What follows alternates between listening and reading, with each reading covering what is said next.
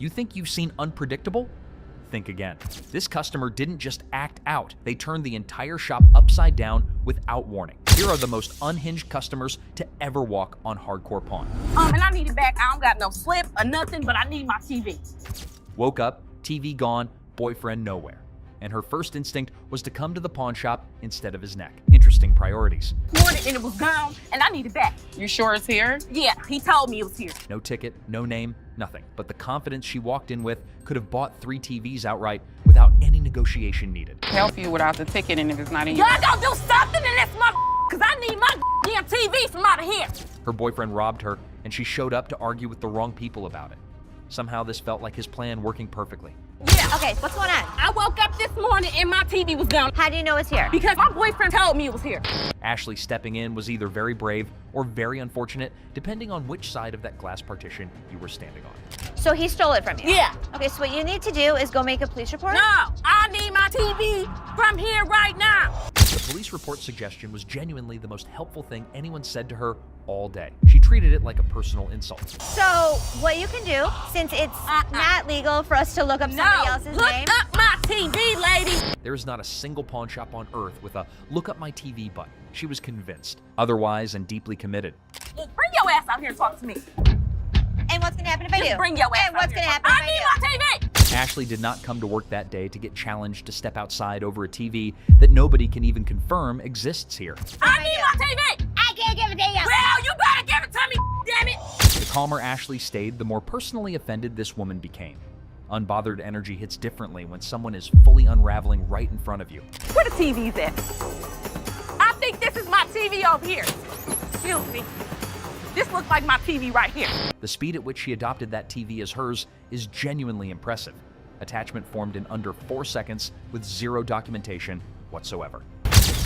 I need my TV. Hello?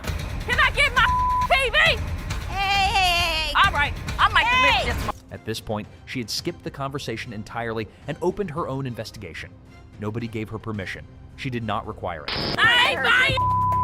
I want my TV. Okay, you have 2 options. You can leave. I don't have no option. I ain't going nowhere Yes, you do. without my TV. Oh, yes. She announced she wasn't leaving like the store had personally wronged her and not the man currently living in her house rent-free. I suggest you leave. I do what I want to do. Bye. Big ass off me. Have a good day. Whatever, bitch. I'll be back. Security removed her and she promised to come back. Les has heard that one before. The door was already closing before she finished the sentence. What's up? Man, I need to get about 6, 7 iPads, man, and 6 iPads, 4 TVs, walked in like he was placing a corporate order at a Fortune 500 company and not a pawn shop in Detroit. What kind of iPads we looking for? I'm looking for a deal, man, if I'm getting so many, boss man. He wanted a bulk deal, which is fair. The number he had in mind was not fair to any living person on this planet. How much can I get all these for, man? 16 items on the table, and Seth quoted $3,500. Completely reasonable. Whatever this man was about to say next was not. 3,500, man. Hell no. No. $25 each. For iPads, he said it out loud, with his whole chest, in front of witnesses, completely serious. Man, we got money, You spend man. good money in this motherfucker, bro. Time, man. Your forehead too big You always to be that. bullet, man. How much you have there? Count it up. Count it, man. You tell me it's yours. Count it up. He put the money on the counter like the physical presence of cash would somehow rewrite the laws of basic economics entirely. But Les was intrigued. How When much I you got see there? money on the counter, I'm here. Seth clearly saw the money and still said no, because $25 per iPad is not a negotiation. It is a fever dream. We ain't leaving this motherfucker till we get the deal we want. Announced they weren't leaving until they got the deal they wanted. Les filed that information away and started thinking about his next move immediately. You're not getting the iPads because they're not what you want to pay for them, so you're not going to get them. We'll buy you. Ashley flagged the security concern quietly. When Ashley says that out loud, the situation has already crossed the line most people would have noticed. We ain't leaving, man. That's what's happening. Still negotiating, still at the counter, still convinced that persistence alone was going to change what 16 iPads are actually worth in reality. What's the matter with So these that you guys, see man? that nothing is being... Man, hold on, big dog. Don't touch my money. We're not touching your money. Les stepped in, and the entire energy of that interaction shifted in under 3 seconds. That's just what happens when Les walks over. Really? Well, how about this? How about you? How about yeah, of course not. Yeah, of course not. Here, this way. Seth handed the money back, and that was it. The counteroffer of the century died right there without so much as a receipt. Have a nice day, sir. Here. Yeah. Don't forget your package. We off, man. Next time you think customer service is easy, remember this. And if you want more unbelievable moments like these, don't forget to like, subscribe, and hit the bell so you never miss the madness.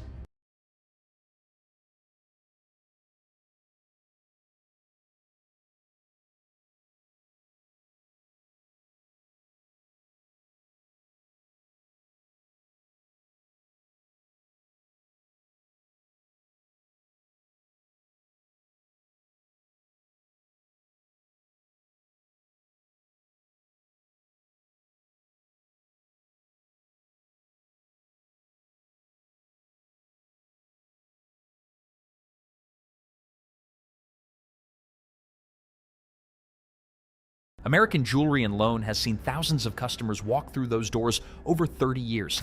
But some people don't just come in with items, they come in with a whole personality that nobody asked for. And somehow every single one of them was shocked when it didn't go their way. Excuse me. Dude, can we get some help at window 1, please? This wasn't even his first incident at this store. He'd already caused a scene once before over interest he didn't want to pay. Look, I'm just trying to get my I got brand new PlayStation 3 up in this bitch. You know what it is. Let me just get my A brand new PlayStation, a whole lot of volume, and absolutely zero patience for a line that every single other person respected. I'm saying I'm in line. What the Guys, stop yelling. What the are you yelling I'm just about? saying I want you to be able to hear me through this window. Said he was yelling so the staff could hear him through the window. Sir, they can hear you. The entire block can hear you. Let me calm down. Yeah, calm down. Now, give me your pawn ticket. All right. First, he didn't want to pay the interest on his game system. Les decided to just process it and get this man out of everyone's hair as fast as humanly possible. That plan backfired. You have it. Take this over to the brown counter. We'll take care of it. He's making too much commotion. So I take his money. Les went to the back himself to get it personally for a man who'd been screaming at his staff 2 minutes earlier. What I'm saying. That's what I'm saying. VIP treatment, baby. There you go. I'ma just look. Got all my connecting devices. Called it VIP treatment out loud and genuinely meant it. Everything was fine for about 11 seconds, and then it wasn't. That's the wrong one right here. Whose is it? This is I don't know who it is. It ain't mine. Got me check this. Look, mine. The PlayStation had been bagged and labeled the moment he brought it in. There was zero chance of a mix-up happening here.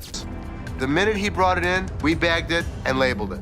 There's no question, this is his game system. Les had the receipts, literally. But this guy had already decided what he believed, and no label was changing that today. PlayStation 3, what you That talking is about? yours, sir. Bro, you gonna straight up play me like that? What y'all gonna run me? What you got? Offered him his money back, and that somehow made things worse. At this point, the PlayStation was just a prop for the performance. You gotta leave out this bitch sooner or later. Y'all better bring me my PlayStation 3. Don't ever. Threatened the store. Les didn't flinch, not even slightly. 30 years on this floor, and he's heard scarier things before lunch. You a promise, boy. Boy, get your hands up off me, big fella. Straight the up, boy. Get your hands off of me right now. I swear to God, if y'all 30 goons. He threatened 30 goons in a pawn shop over a PlayStation that was absolutely positively 100% his. Now get your ass out of here. Can you feel me? Oh, you gonna feel me. Can you feel me, brother? You gonna feel me. I'm gonna feel You you. ain't f***ing with me, boy. Les had hit his absolute limit, and when Les hits that point, there is no negotiating, no reasoning, and no second chances left. In hundreds of thousands of dollars of business. Don't f with me. That PlayStation situation was exhausting. But this next woman came in with 2 speakers, 1 broken, and enough energy to power both of them. Fat ass, take it off. The you work here, ain't you getting paid to do this? I look like a butler to you. I don't give a She wanted the staff to carry her broken speaker outside for her, called the employee a butler with complete sincerity and zero shame. My gonna come in here and get this motherfucker. You better hope he don't slap your ass when he get in here. His big ass gonna beat your little ass. Threatened to bring someone in to physically handle the staff in a store full of security while surrounded by cameras. Remarkable threat assessment. This is where Army goes. Motherfucker, come from behind this counter. Oh, I come back there. How the f you get back there? Your big ass come. One speaker worked, one didn't. Store paid for the one that did. That's where the logic ended and the chaos started. Speaker and take it outside. You want me to stop? Take the speaker I want you to outside. stop, and you're gonna stop. She brought it in herself. 2 legs, 2 hands, fully capable, but apparently carrying it back out was everyone else's responsibility entirely. Speaker outside. I'm like, this is mine. Take it outside. She demands that we take the speaker off. You brought it. Les had been watching this, and you could see the exact moment he decided being patient was no longer on the menu. That up and Then take you're it leaving it outside. Y'all wouldn't take the so y'all bring it outside for me. She wasn't moving, wasn't picking it up, wasn't leaving, just stood there expecting the store to solve a problem she created herself. Take your ass out of here with your Bitch ass out of here, y'all. You're not going to come in threatening my employees. Les stepped in, and that was the end of the conversation. When Les steps in, there is no second round of discussion. Straight ass following behind me. Raggedy ass. Look at this. She was still talking on her way out, still gesturing, still convinced she'd won something. She had not won anything at all. The respect and the decency you deserve, but when you're threatening... You really cannot train staff for this. Subscribe because the chaos on this floor is genuinely never ending and somehow always gets worse. Tell us in the comments which one made your jaw drop the furthest. See that mug made me mess with the bro, man. Bro, what is you doing, man? Yo, man. If you steal something, you're a thief. I mean, look up in the dictionary, that's what it means. Bad parenting. The pawn shop door swings open, and a furious mother charges in like a bull in a china shop, demanding to know if her daughter sold her precious ring here. How you gonna sit here and tell me? You told me you brought it here, right? Yeah. It best be here. I don't have it. Now what we gonna do? There's nothing What the I can hell do. we gonna do? Cause I need my Nothing I can do. Don't I just belong to my mother. I want my ring. Eh, not a good impression anyway. To diffuse the chaos, Ashley stepped up. Let's see if it helped or not. You took your grandma's ring Yes. and you pawned it. When? The day before yesterday. Okay, so where's your ticket? I don't have it. So let me ask you a question as a mother. Did you press charges against your daughter for being a thief? I'm not pressing no charges against my daughter. Then you can't get it No, back. no. Get a grip on yourself, Mommy. The woman just won't listen to anyone. Man, where do such people come from? No wonder her daughter's acting the way she is. I came in here to try to resolve the situation. But yeah, you want to figure it out. Hey, get off him. You better figure out some way to get your mom's ring back. Watch when I get your ass home. Now see, now you got labeled as a thief. Coin thief. Ooh, there's a new player in the game. This fella's got a quarter that supposedly belonged to JFK when he got the axe. And guess who he's trying to sell it to? Les, of all people. This should be interesting. Hey, the second person to touch it, man. You see this, man? Who was the first? JFK, man. JFK. Hell yeah, I'm trying to get $30,000 for it, man. Really? Our friend here needs to know that he's trying to close a deal with the boss. Yup, the big cheese himself. You know what that means. You better have some answers ready. I don't think this guy even knows who the president is today. What year did they put Lincoln on the quarter? 67. Who's on a penny? Bill Clinton, whatever his damn name is. Well, he means you'll have to take your business elsewhere if you want to avoid glitter and dancing. But anyway, this punk got mad, and here's what happened next. Want to go out for the pass? Please. Man, Follow him out. much, man. Man. Oh, you forgot to ask you. Let's go. See that mug made me mess with the man. Bro, what is you doing, man? A young man from Dallas walks in, all proud of the watch that his grandma gave him, thinking is worth $500. But Les takes a look and points out some issues, saying it's not worth much. A man from Dallas walks in. What you got here? That's the watch my grandmother gave me. And how much did you want? I'm trying to get $500. The guy's not having it. He wants to talk to someone who knows their stuff. Yeah, you see this discoloration on the side? No. Rose color metal in there, looks like copper. I see gold. But it's not gold. I wouldn't be able to take it. Can't give me nothing. Les tries to reassure him, but things go south. The guy's all frustrated, claiming his watch is worth $500, demanding to talk to the jeweler. Sorry. Can I talk to somebody that knows what they're doing? You can talk to me. Les, you're both me, man. I have to get home, man, this week. I understand that, but it's got no value. It does have value. Things begin to go south. This is a bunch of bull, man. I want to pawn my watch that's worth $500. Let me have you talk to my jeweler. Now, when the jeweler says it's basically worthless, things get wild. The guy goes off, and before you know it, he's getting escorted outside unceremoniously. Well, this guy's been in the jewelry business all of his life. He wants a $500 loan on a watch. What can you do with it? What are we doing? Well, I wouldn't really call him names. We're not calling you any names. Outside, he's still fuming, dropping some colorful words. It's a full-blown scene at the pawn shop. The guy wants his watch back, but Les isn't having it. Nothing. Stop being a bitch. This is the worst pawn shop in the city. It's a piece of dude. Give me my mother. Man, come over here and pick this bitch up. You, get him here. Let's go, my man. You got Jimmy, man. Buddy, hands up. Yes, sir. Yo. A customer eager to test the bike's functionality pushed to take it for a spin right inside the store. Horsepower I got? A lot. 600 cc's, my man. Seth Now, it's clear that this customer might have some sketchy plans. Seth, playing it smart, doesn't let the guy take control of the bike. Faith in a person he just met. You can't let me take the bike down the road. Now, the customer, thinking that he's all tough, brings in a friend, calling him his dog, trying to challenge Seth's authority. It's time for a showdown as the customer's all worked up about his busted lounger from the shop and he wants his money back. But surprise, he didn't keep the receipt. Money back? Ab lounger I bought here, man, workout. Now, this thing obviously couldn't handle what I was doing on it. So 2 days later, it don't even work. Let's lay it out. No receipt, no refund. But this customer's not having it. He's all about the money, not interested in an exchange, and things get loud. Security's on standby. Necessary to keep the receipt. I don't have a receipt. I didn't think I needed to keep it. There's nothing I can do for you without a receipt. If you had the receipt, I could give you an exchange. I could give you some. I don't want an exchange because it's probably going to be some again. How about you just get my money and then we won't have any more problems with this. The customer keeps pushing, not caring about security or anything else. He's dead set on getting his money back, even throwing out threats. I need my money back. Not gonna do yes, anything. And like all this security great. standing around or whatever. I don't give a He's rat's not ass my- about that. There better be some money. When he sees security, he gets a bit jittery but doesn't back down, demanding even more backup. It's a feral showdown at the pawn shop. Reaches the point of no return. Oh, son. Come on. Come on, let's go. Really? Let's go. I told you last time. We got you, buddy. Bring a couple more. Come on. We got you. Bring a few. The Gold family gets hit with a shocker when they catch their own employee, Christina, in a sneaky scheme. These are walrus peni. Walrus. Penises. Why? I'm pretty sure I'm right in line with what you can find on the internet.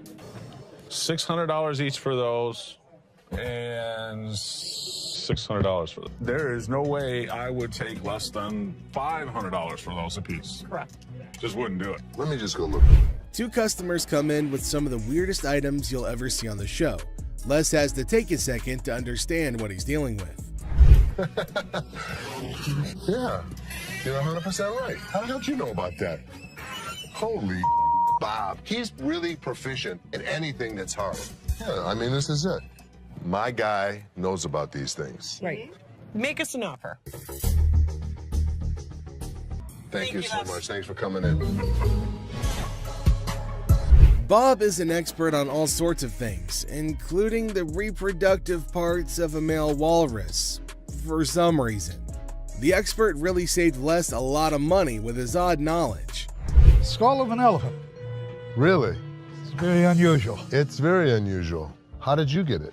My best friend had it, passed away, and I inherited this one. It's where the tusks were. I understand that. It came from Africa? Yeah, right. Well, I So- can promise you nobody's ever brought in an elephant skull, ever. That I can Little tell you. unique. How about 500? Nope. 500, I'll take it back. Throw it in my family room, even though my wife don't want it there. How about 12? How about 5,000? That's as low as I'm gonna go. It's definitely elephant season for Les, but will he be inclined to own this piece of an African elephant? Let me talk to my elephant expert. Africans are more expensive than the Asian ones. Africans are... So you don't really want to lug it back home, do you? No, I don't. So 600, 700. I believe he'll put it in his own personal collection. It'll have a decent home. You are? Thank you. 51, 2, 3, 4, 5, 6, and 7. Thank you. Thank you. Les consults with his expert, and then he uses that advice to close down a good deal for the pawn shop. Robert Ashley, the deal expert, finds a customer with a car seat missing its base. Can Ashley make a deal, or will it turn into a funny situation? Ashley faces a funny moment. A customer wanted a Chilla scarf, but it's really just a bunny. Get ready for a wild time. So in walks this dude looking like he just stepped out of a heavy metal concert. Tattoos everywhere, face carved up like he had a disagreement with a razor blade. He's all like, "Hey, call me the devil." Seriously? Who does that? But hey, anyway, nice to meet you, Lucifer. Then he drops this bombshell. He's 2,500 years old. Seth's like, "Dude, you got me beat. Finally, someone older than my dad." But here's the kicker. He wants to swap his gold for some cash. Says money's the root of all evil. Yeah, buddy, you're really living the stereotype. 2,500 years old. Great. I finally got to meet somebody that's older than my dad. So how can I help you today? I want to get rid of this gold. Money's the root of all evil. This guy might take the cake for the weirdest guy that has ever walked through the store. How much you want? I could have gotten $650 for this stuff if I melted it down and sold it to my refinery. How about $500? Can't do it. They ain't $50 profit in this thing. So they're haggling. Seth offers $650, he wants $610, and they're dancing around like it's a satanic tango. But alas, the devil doesn't always get what he wants. Cue the sad violin. I guess we don't have a deal. So there Seth is, trying to make a deal with the devil, and he's all like, "I want cash for my gold," and Seth's thinking, "Sure, buddy, let me just grab my holy water." But seriously, with the negotiation, Seth offers him $650, he wants $610, and they're doing the demonic dance of the dollars. But in the end, no dice. No deal with the Prince of Darkness today, folks. Sorry, Satan. Maybe next time, bring a better pitchfork. Ashley introduces herself in a bubbly tone. Now Nana barges in, claiming that she was promised $400 for her 3-carat diamond earrings. She accuses Nicole of lying about the offer. Ashley calls. Nana's outburst intensifies and she demands respect while causing a scene. Ashley calls for her removal, leading to a heated exchange. Nana storms out, hurling insults and leaving everybody exasperated. How are you? I'm doing okay. What can I help you with? Either trying to get a loan on it or you guys can buy it. Trying to sell it for maybe like once. The certificate and everything is in there. And the bag costs actually way more than that. Well, if you can tell, it's actually stained. Okay. All through here. I'm trying to sell it for $150 or get a loan $75 instead of the $50. Dealer Ashley is in the middle of a purse negotiation. Now she's trying to bargain her way through it, but it seems like she's hitting some roadblocks. The bag might be worth more, but it's stained. Now the dealer's not budging, despite the customer's attempts to reason. It's like watching a standoff at the OK Corral, but with handbags instead of firearms. It costs way more than this. Okay, but I'm not going to pay you for the amount that you think it's worth because it's stained. This is not one of the newer ones. This is not this season. I know about purses. Can I get some? My pepperoni looking ass. Pepperoni ass? I don't even know what that means. Did she take a look at her own ass? Can I get somebody else? Now, things are getting pretty spicy. The customer isn't backing down, throwing out some colorful language and asking to talk to somebody else, maybe hoping for a more favorable deal. Now Ashley's standing firm, not letting the pepperoni insults get to her.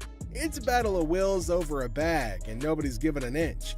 Can't blame a girl for trying, though. Somebody else? Why do I have to talk to you? Because You disrespectful. I'm disrespectful and you call me a pepperoni ass? Ugly ass bitch. Can I talk to the owner? I'm the owner. You're not the owner. The owner is the other man. You must have. How you get here? You your way to the top. The tension's palpable, and the customer wants to escalate things, demanding to speak to the owner. Well, surprise twist, Ashley is the boss lady. So, will the customer stick to her guns, or will she fold like a deck of cards? This customer was trying to sell a piece of jewelry that didn't exactly hit the specific weight to make him eligible to get the amount that he wanted to sell it for. It doesn't weigh enough for us to take it. Ain't no gravity in my... That's a pretty bold request that he's made, especially to an employee of said store. He wants me to take my jewelry off and put it with his so I can give him more than $5. $5. I'm sorry. That's all we can go. We're just not interested. $5. We're not interested. Before he can hold everyone else up, Les manages to get him away from the window. Thank you. So I can't get, like, nothing for it? Nah. Ain't nothing gonna work? We're not interested. Can't nothing go with it? I don't know what else you got to go with it. I ain't got nothing to go with. I'm asking y'all for something to go with it. Instead of just getting out of the store after all their business is over, this man decided to take a seat in one of the chairs in the store, which is a big no-no. No, he can go. I can't get a little different lines. Hold on, man. Since he was being quite irrational, they decided to carry him out of the store, screaming and kicking. Can't get what I'm getting for. That's good. That's good. Seth is used to loud and rude customers, but this is the first time a customer tries to flirt with him. It throws Seth off balance for a second, but he proves that he's a businessman to the bone. What's your name again? I'm Seth. Oh, you cute. Yeah. Focus. Let me see your ring. Are you married? I'm good. That mean you're married? I'm good. Seth gives the woman his offer for her items, and she replies with an interesting counteroffer. Neither Seth nor Rich are willing to take up her offer, but Seth might know someone who will at least consider it. You want to taste it, Rich? I'm good. Rich, you just offered. Dude, listen, I wouldn't move in on your action. Hey, Rick. Would you suck on that pacifier for $20? Rick reluctantly rejects the earlier offer, but Seth raises the stakes and makes an offer his employee can't resist. Everyone enjoyed that, even Rick, especially Rick. I'll buy you lunch for the week.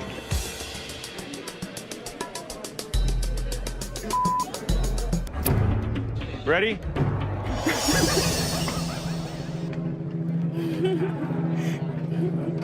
Seth closes a deal with the pacifier-sucking lady, and we can all agree that he made the best of the deal in every way. Would you suck it for $20? So $300. Sure. You want to do it? Great. Thank you. For $300, she got a good deal, and we got a good deal. This customer walks in with Travisky crystals. Seth has no idea what the hell these crystals are, but he knows what this woman has is not real. My grandmother gave me that ring before she passed away, and she told me that they were Travisky crystals. I'm not interested in your crystals. No, I'm not going anywhere until you give me some money for my crystals. Do you not understand English? The crystals may be fake, but not everything about this lady is fake, and she does her best to make that point to Seth. Me, personally, I'd rather buy a Kyber crystal. Something that's real. Really? These right here, they're real. They're real. Can I get some money for those? So you know what? All this fake ass, you don't know no crystals when you see a mother. Yo! Have you ever seen a devil walk into a pawn shop? If you haven't, then you're in luck. The next customer to walk in claims that he's the overlord of hell. Seth. They call me the devil. That's some freaky there, boy, let me tell you. Yeah. Yeah, he was a devil. Sure he was. Les doesn't care if this man is a 2,000-year-old fallen angel. The pawn shop owner is going to make a deal with the devil if he can make some profit from it. How long did it take you to get all these tattoos? Probably 2,000 years. How old are you? 2,500 years old. Tell me what you give me. The merchandise is worth scrap value. I could have gotten $650 for this stuff. I take $650. I can't give it to you. I'm sorry. Two old men come into the store looking to sell a computer that could go for a lot of money, if they sold it in 1997. We need some money. We're going to out west. We killed all the deer in Michigan, so we got to go out for bigger and better stuff. Most people don't get that aggravated when they bring in, like, ancient artifacts. Yeah, people collect these. Oh, they're antiques now. Both men don't want to leave without any money, but one look at security changes their mind. But that doesn't stop them from stringing along a list of profanities at Les and Seth. Zero. How many times do I need to tell you? We're not interested in. Leave the store. I'm not taking it. Store. Have a good day. Usually things calm down once the noisy customers are thrown out, but this time it gets even more chaotic. We're even treated to an unexpected showdown. I dropped it on accident, man. I didn't break it. I thought it was you, man. Oh, that's good. Two men come into the store and make the weirdest purchases. While Les is happy Is that coming? where other people see weird men, Les sees dollar bills. The veteran pawn shop owner goes into full salesman mode and makes even more profit from the hardcore zombie killers. Zombie apocalypse, but you know what? As long as they were buying, I'll listen to any bull they have to throw. You know what, Rich? You, get out of the store! Thank you. Seriously? You just came right in the middle of my sale like that? We sold it, right? That's right. That's what matters. Yes, it does. I cannot wait till Uncle Les comes back. Well, ask one more time. Did you say get out of my way, you bitch? It's been brought to my attention that you have told Linda to get away from me, you bitch. Prove it. I ain't did nothing. Les is pissed with the gutsy move Tony pulled when he refuses to speak the truth, asking for proof instead. Tell me the truth. I did nothing but sold it, coat to a customer of mine. Les tries to make Tony confess by taking what he considers a softer approach. Tell me the truth and you'll be okay. It don't matter. I'm gonna lose anyway. What's the difference to me? Whatever y'all gonna do, man. What kind of attitude you got with me? It ain't you. Come on, man. You know what I'm going through out here. You know what she's doing on purpose. Do I give a as long as you make the sales? I make the sale. After trying one last time, Les manages to get a confession out of Tony. Well, ask one more time. Did you say get out of my way, you bitch? I told you to be a long bitch. Get the real line. Since he confirmed he did violate the rules, Tony bags himself a suspension. All right. See you Saturday. Maybe. Although he successfully delivered punishment to Tony, Les failed as a boss when he refused to try to know what could have led to the issue. How many chances can I give this guy? Ashley, how many chances can I give you? Me? You! Seth calls in Ashley, Seth, and Karen over to his office to go over the results he got from their mystery shopper. While making rounds through the shop, Les finds out Rich wasn't in his post. Where the hell is he? Rich! Seeing that Rich had left the business in a bid for pleasure, Les calls him over for a chat in his office. I'm looking for you in layaway. Where the hell are you? I gotta sit in layaway all day long and just wait for something to happen? I needed to take care of something that was out on the floor. Les threatens to fire Rich, who had been a loyal employee at the shop for over 20 years. It arrives, and bam! A pirate ship vehicle pulls up. Believe it or not, folks, pirate ships are real. How cool is that? Shiver me timbers. Let's dig into more detail. Buck's mischievous grin invited the pawn shop guy to inspect his street-legal pirate ship, leaving him in disbelief at the ship rolling on the road. Chumlee, intrigued, joined Buck for a spin, both eagerly anticipating Rick's mysterious response. Buck, bursting with enthusiasm, showcased every detail, building suspense for Rick's impending reaction, creating a thrilling wait. Woo! I'm on a boat! What's up, ladies? As we explore the boat's details, prepare to be mesmerized. Buck's turned it into a luxurious entertainment-packed ship with TV and laser beams. Buck's living in a fantasy, folks. He bumped the price to $250,000, leaving Chumlee stunned with a $100,000 offer. Bargaining ensues, but hold on. Rick's entering the scene. Things are about to get even more interesting, don't you think? No, that's bull. Whatever. Oh, sorry. $250,000 for a pirate ship? Buck storms off in anger, but if you're in the market, he's your guy. Ahoy, mateys! Now, speaking of high prices, would you consider a $5,000 spectacle? Mr. Vital tempts Corey and Chumlee with a priceless 18th century onyx diamond and platinum flip spectacles. Who needs such luxury just to read? Ponder on that, folks. Hey, how's it going? Hey, what's happening? I've got something here which I think is pretty spectacular. A magnifying glass. No, it's better than that. Bam! That is 18th century onyx. As Vital claims $5,000 for the onyx specs, Corey and Chumlee reconsider. Expected, right? Still stuck on the price? Time to move on. Corey seeks Rick's advice, and here's where it gets intriguing. Rick's jewelry expertise makes Vital's price take a U-turn, slamming down from $5,000 to a mysterious $700. Wonder what Rick knows. Probably 1920s, the whole Art Deco style. This was what was popular during the time period. Spectacles were probably first invented in the 13th century. This made Vital get really disappointed. Actually, that disappointment is acceptable, isn't it? The bargaining continued, and at last, at $850, Rick walked away as Vital stood disheartened. Does this help Rick or Corey or Chumley to negotiate better? Cheers. Thanks. You sure about that? Yeah, I'm sure. All right, I'll meet you down over here at the counter. All right, appreciate it. Antiques. Antiques are quite breathtaking and valuable. It does offer us millions and billions of cash, only if it's authentic. Let's meet a guy who tries to sell a fake 1888 Perseus and Pegasus statue by Emily Pacall. Who isn't fascinated by the great Greek mythology? The fables and morals are indeed captivating.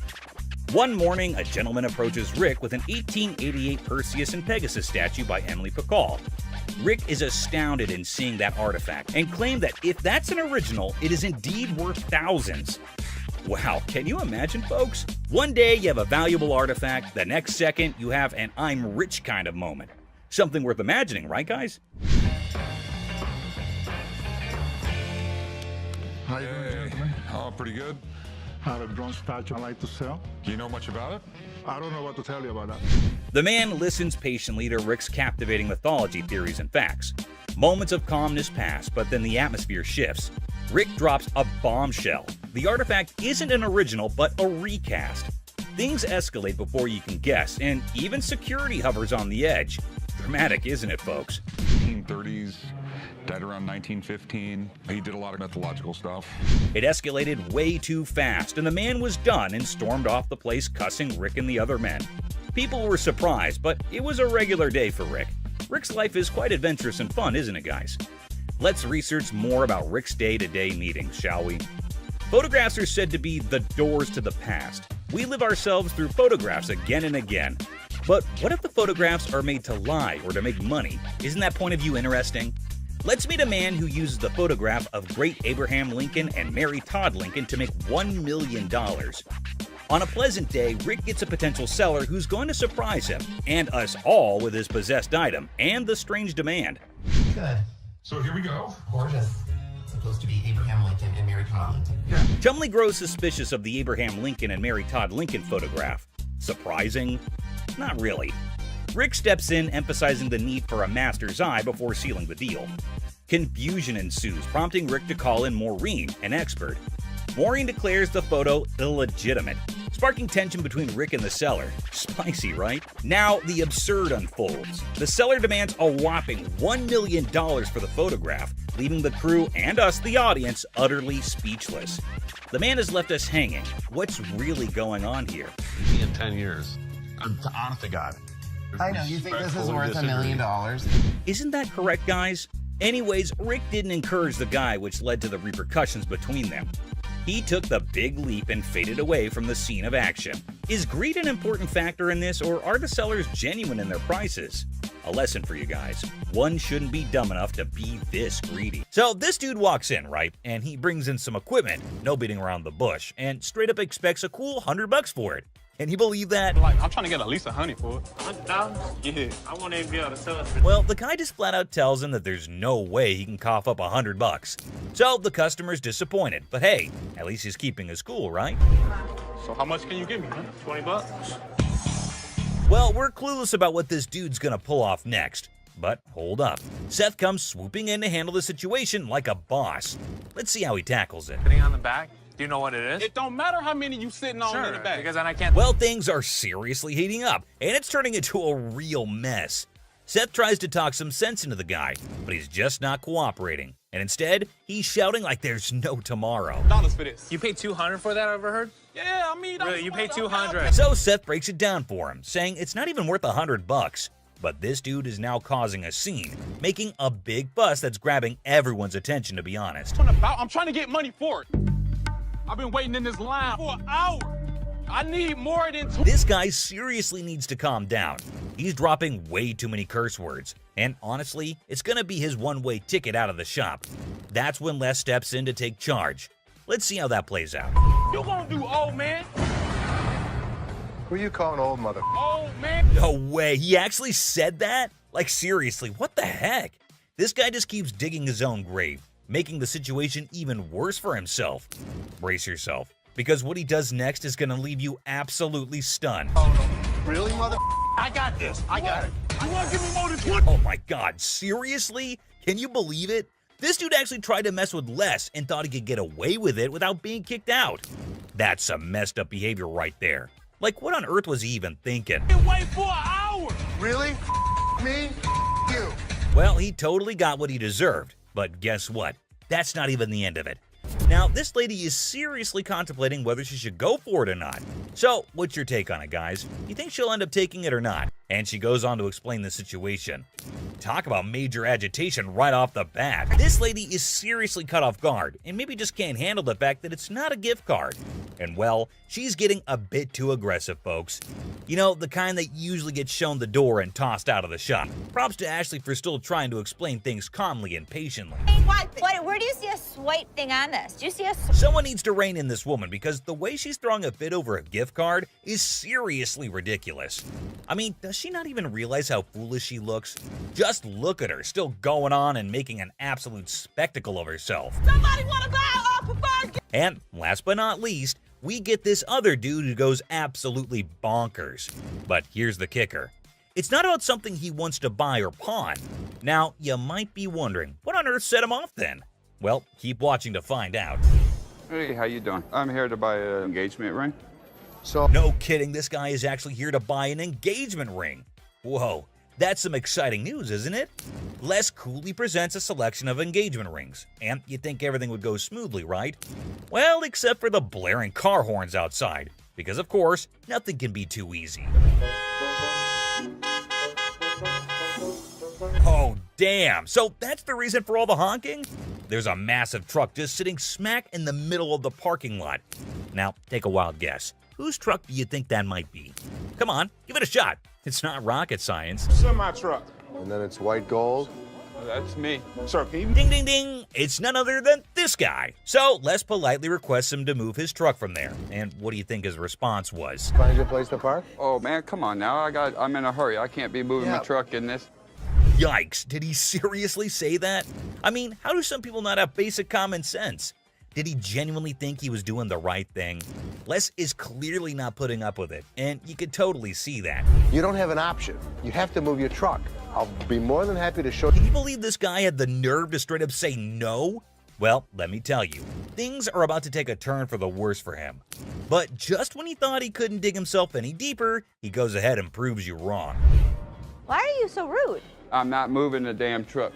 Byron, take over. Well, obviously he's about to get kicked out, and trust me, you gotta watch this. It's absolutely hilarious. Move the truck. Come on, man. That's wrong, bro. Next time, parking on the freeway. This dude should be totally embarrassed about his behavior. And oh boy, he didn't stop there. He just kept on going. And the last straw was this. Move your truck! These two guys roll up to the pawn shop claiming they got hustled out of their laptops and dropping hints that a shop employee might be in on it. Tough back. There's two guys out here that are saying they were scammed out of their laptops. Les, the big boss, gets called in to handle this mess. As the duo spills their story, turns out they handed their laptops to some lady outside the shop, lured in by the promise of cash and laptop return. Tell me. She pawned 2 of our laptops, and she told us she was gonna give us the money and the laptops back because she knew somebody. Les is legit shocked. These guys expecting help after a sketchy deal? Nah, no way. You can see it on his face. Neither. Okay, wait, you pawned something? Yes, she had the ticket. When did you pawn it? Today. Now the guys want Les to switch the ticket for the laptops, but Les is playing detective. He's like, when did this supposed pawn deal go down? Today, they claim. Les smells something fishy and wonders if his employees are pulling a fast one, out of his way to help them. That's where we were trying to contact the owner because we want. I am the owner. I was just trying to switch the ticket so she can't have them. You can, it's in her name. Legally, Les says the laptops belong to the lady. He can't just hand them over. The guys are desperate, suggesting a name switch on the ticket, but Les is like, nah, those laptops are technically hers. I wanted to know if I can't do it because, according to law, they belong to her, not you. Oh my God, Sal. Okay, so Les is in the mood. If they can ID the employee involved, he'll hand back their computers. They leave, but they can't deliver, depending whoever the employee is. If you can find out which one of my employees, you give me the guy's name, I'll give you the computers. Find me out what I need to know, I can make magic happen. Les, a pawn shop pro, suggests they hit up the cops and file a report. Guys are desperate, try to negotiate, but Les shuts down any rule bending. Every transaction we did today is still accounted for, so it's here. All you guys need to do is fill out a police report, and we can handle it that way. Les shuts down any notion of bending the rules, highlighting that their laptops belong to the lady.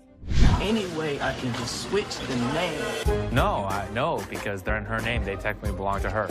And they don't belong to her. Les makes it clear they're not getting their stuff back without paying for it. If any of that. Inside job, and once we figured out, we came back and trying to tell you. No, that's not the way it went. That's not the way it went. The way it went was, you pawn your laptops to this pawn shop. Les drops the truth bomb. No laptops without paying. It's a lesson on greed. Here's the way it works. Nobody gets out of pawn without paying for it, and nothing goes out the back door. The boy still thought, hold up. So this dude walks into the shop all chill, just looking for some help with the table. But out of nowhere, he switches to R-rated mode, throwing around some colorful language. Let me lay on this mother. This is a sex table? Damn, I'll get some on this mother boy. Come on, Ashley, man. Les isn't having any of it. Bitch, that's what I've been screaming for. Come here. Get your ass over and shut up. He's like, Ashley, we need backup. Shut this down. Now it's getting wild. Dude is on a bed. There's commotion. It's like a party, but not the good kind. Get kicked in the face? Look, let me ask you something. No, you be quiet. Look, come this way, baby. If you let me, I'll be slapping that ass. Les steps in and drops the truth bomb. We're not turning this place into a free-for-all. But hold on, he's not just playing referee. There's the threat of a face kick. Yikes. Really? We don't think so? You don't disrespect my daughter-in-law? Les isn't messing around. He tells the customer to get off the bed, making it crystal clear, don't mess with my family. It's family. I'll tear that up, boy. I'll tear that up. Tear that out of here. Understand that? The customer throws out an apology, but man, what a scene, right? I'm sorry, man. I'm sorry, Les. I'm sorry, man. This guy, Mark Hollingsworth, waltzes into the shop with a kind of sketchy idea. He's all like, I own this company dealing with watches, cars, and parking problems. But trust me, his sales pitch is as smooth as sandpaper. Yes, Mark Hollingsworth. Mark Hollingsworth. Do you have a company out that does any of your, watches your lot or anything like that, takes any of the cars out? We do. Right off the bat, it's clear Mark's trying some passive-aggressive marketing. Les isn't buying it, though. Mark's still pushing, suggesting towing away illegally parked cars. Les, smelling potential scams, puts his foot down. No signing anything. Better business venture than what? Well, then probably what you're working out right now. I must be missing something. Okay, well, there's nothing to be missing. If somebody's parked illegally, we want to be... Tension builds as Mark insists on linking their businesses. Les draws the line, saying Mark can't come in and shake him down. It gets really intense, and Les gives Mark an ultimatum. Leave or get tossed out. I want the business. We're kind of working the area right here. What does that mean? Well, I'm going to give you... Les, not one to back down, successfully kicks Mark out. Mark, feeling a bit defiant, says he'll be back, but Les isn't bothered. He's like, you're not welcome here. But he just won't get a clue. This is going to be our business as well. No, it's definitely not going to be. Listen. No, you listen. You are not coming into my business and trying... Very nice way to promote a business. Right here, Here's the way it's going to work, sir. You can leave nicely, or we can throw your ass out. I tried coming in. Nobody comes in here shaking me down. Do you understand that? Les has got grit and refuses to fall for dodgy deals. Mark's attempt to twist his way into a business thing totally backfires, leaving Les with one message. His pawn shop isn't a playground for shady schemes. I'm not leaving anywhere right Yeah, of course you're not. I'll be back in. All right, come on back. And him, and... Well, at least they... Seat Showdown Comedy. In a strange pawn shop turned into an airplane seat sale, things got wild when a gutsy and unusual woman decided to turn the whole event into a comedy show. Picture her like a sneaky cat strolling over to a chair and ignoring the "Don't Sit" sign as if it were garbage. It was as if your rebellious grandma suddenly took center stage, tossing caution and posters to the wind.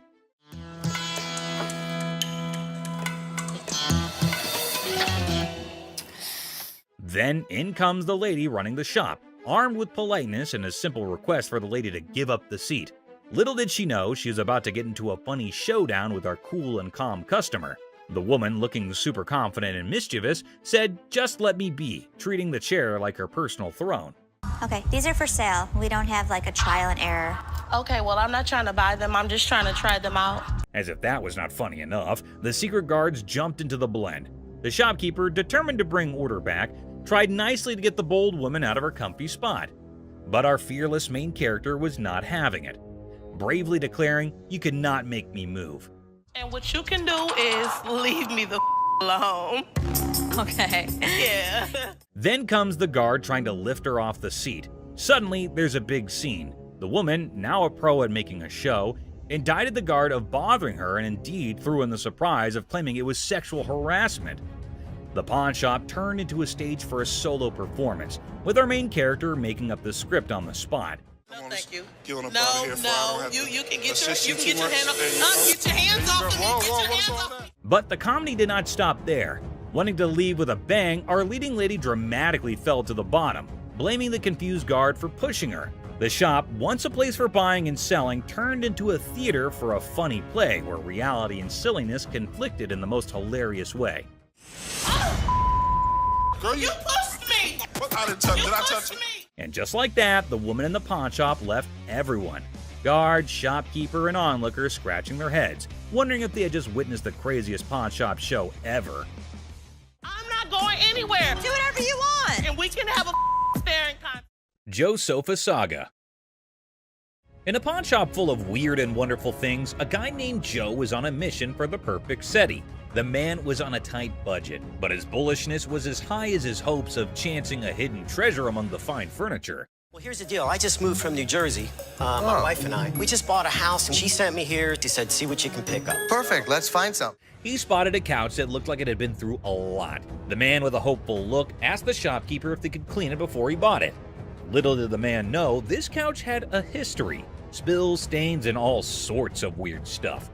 The shopkeeper, trying not to burst into laughter, convinced the man it was a great deal without mentioning the hidden surprises. So inexpensive, right? Really?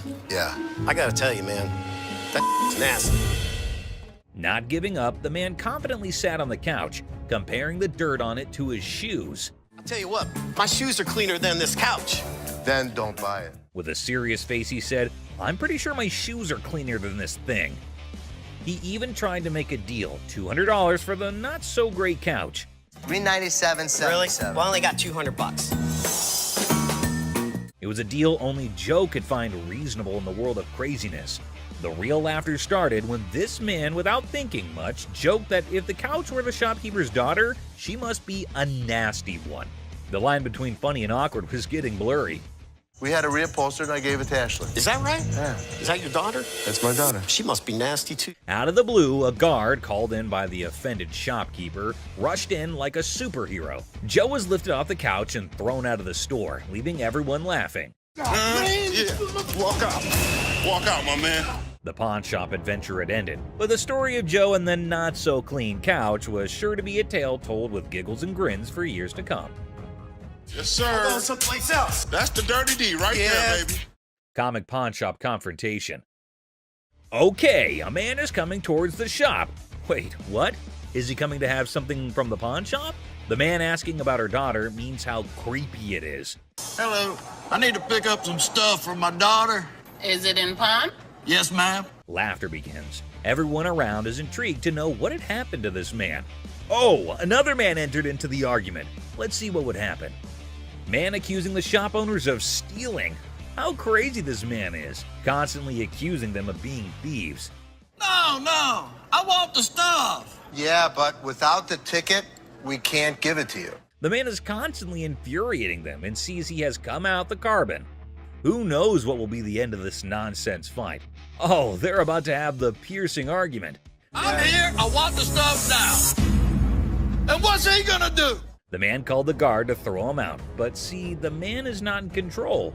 He is constantly arguing and challenging them without knowing the fact of the danger he's really in. Oh God, he's challenging the massive guard. The guard stopped him and said, "Don't touch me," but the man was not understanding. Hey, I ain't scared of him. calling his death to come earlier. The guard, in his fur, sent the man out. The really funny moment for all because the stupid man in his arguments really put him into account. Hey, you can't get. Hey, I want my stuff. I tell you what, big boy. Hey. Battle for sanity. Well, folks, take a look at the pawn shop's front yard. It's like a bustling highway out there. The crowd has formed a lane longer than my grandma's stories. And guess what? The sanity levels are off the charts. It's like a contest for who can stay the sanest. Now, hold your horses because here comes the geniuses. These folks are more interested in the pawn shop than a cat in a laser light show. Well, he's from California. Look at all these idiots. They've gathered like it's the grand opening of the Pawn Shop Olympics. What's the big attraction, you ask? Maybe they're expecting a magic show, or perhaps the pawn shop secretly giving away free wisdom. Or, here's a wild thought, they're gearing up for a full-scale aggression mission against the poor souls inside. Watch out, world, we've got a pawn shop revolution on our hands. Stay tuned and remember, in the pawn shop chaos, sanity reigns supreme. Good luck, brave souls. That's not. But in this next episode, this person walks in with a really interesting gun. But how interesting? You're about to find out. Yeah, it's like something James Bond would wear. Yeah, right. You just saw that, huh? But that's not out of a James Bond movie. That thing is as real as it gets. What can I help you with? I'm here to sell my ring pistol today. Well, you know how a gun never stays in the shop for long, be it whatever shape or size. But this thing is something I've never seen or even heard of before. Have you ever seen a pistol ring? Boy, you're looking at it right now. This is something definitely worthy of adding to the antique collection list. Come on, you have to agree with me. Everything about this pistol ring is antique, from loading it to the trigger to its hammer. This thing is a killer. Literally. You know what? If I ever went undercover on a mission, I would definitely carry this cute little devil. James Bond, we just found your vibe, and I know Rick would agree with me too. Yeah, that man seems very particular about the price he's going to ask for that dangerous ring. I'm looking to get $9,000. I'll use it to buy some of the things I collect more often. I personally would wear that ring everywhere. It's an all-in-one combo, kind of a hidden treasure who can double up like your personal bodyguard. It's unreal how cool this thing is. But hey, did Rick just contradict me? Wear them just for fashion. Damn, Rick has got a good sense of humor, not gonna lie. Seriously, getting hit by that mini pistol ring would definitely hurt your ego hard, man. It's also seriously a gun. I mean, it would really hurt getting shot with this thing. And oh, I kid you not when I say that the man clearly did his homework right. He literally asked for $9 grand in the blink of an eye. I mean, that piece truly is a showstopper. But that expensive? Damn. The $9 grand. They're pretty rare. So what happened is that the deal took an intense turn, and Rick, being the smartest in this show, had to prove it. So before finalizing the deal, he wanted a bit of expert advice. I mean, that's always better than regretting later, right? So let's see what the expert had to say about this antique pistol ring. The European gunsmiths, they were making all kinds of little weird things. This is the Imperial Protector. Basically, looks like this tiny mean machine has taken down quite a few people in the past. So it must cost a bomb. But let's hear it from the expert himself. For $11,500. Okay. Thanks, Tony. I really appreciate it. Whoa, I never expected that. $11.5K? That's crazy. And just look at the size of that thing. That thing is golden for sure. But as you know, Rick plays by his own rules. And I'm curious to know what he has to offer. I'll give you $3,000 for it. No, can't do it. Okay, so Rick is trying to settle the deal for $3 grand. But bro, that's like not even half the price the seller asked. Do you think the man will accept the offer? For someone who knew a great deal about the pistol ring, I don't think this man is gonna budge. But Rick wasn't ready to give up or give in as yet. So do you think they'd both settle on the same grounds? Who do you think is gonna win this round? Well, let me put your anxiety to rest. For here comes the moment you're waiting for. As amazing as this thing is, I'm sorry, I just can't do it. And just like that, Rick missed the chance and saw the extraordinary collector's pride walk right out of his door. But what happened in this next episode is even crazier. Working with an instrument maker and got really interested with the harmonica. You know how music instruments can be great collectibles. In which case, what do you think about an ancient instrument that has an emotional connection to it? Does it help double up the price? Well, I don't know about you, but I have never seen a shining gold M Hohner harmonica. We've all played a harmonica once in our lives. Right, we have. And we thought we were good at it. So for those of you who don't know who Matthias Hohner is, here's a quick history lesson for you. Hohner was a trained watchmaker born in Germany, and his company Math Hohner AG is the oldest and largest producer of harmonicas in the world. If you want to know more about this masterpiece, here's Rick for you. So apparently the watchmaker was so blown away by the piece that this is what happened. So he saw the writing on the wall, but he was also working with an instrument maker and got really, really interested with the harmonica. Rick's knowledge never fails to amaze me. There's no question that he is a master of his job, and his trade skills are even better. But is this going to be a jackpot or a lost cause? Before Rick states his price, he found a problem with the musical piece. You get in the ballpark. Okay, all right. It's plastic, and it's not in the greatest shape. I don't know, it's not too bad a shape. The cardboard's coming off. Oh no, that's going to majorly affect the price of this beautiful piece right here. So while the seller was holding on to a grand $500, what Rick pitched was unbelievable. Here's $75 for it. It cost $75. Wow. I would feel humiliated if I was that harmonica right now. I mean, come on, man, it's not that bad.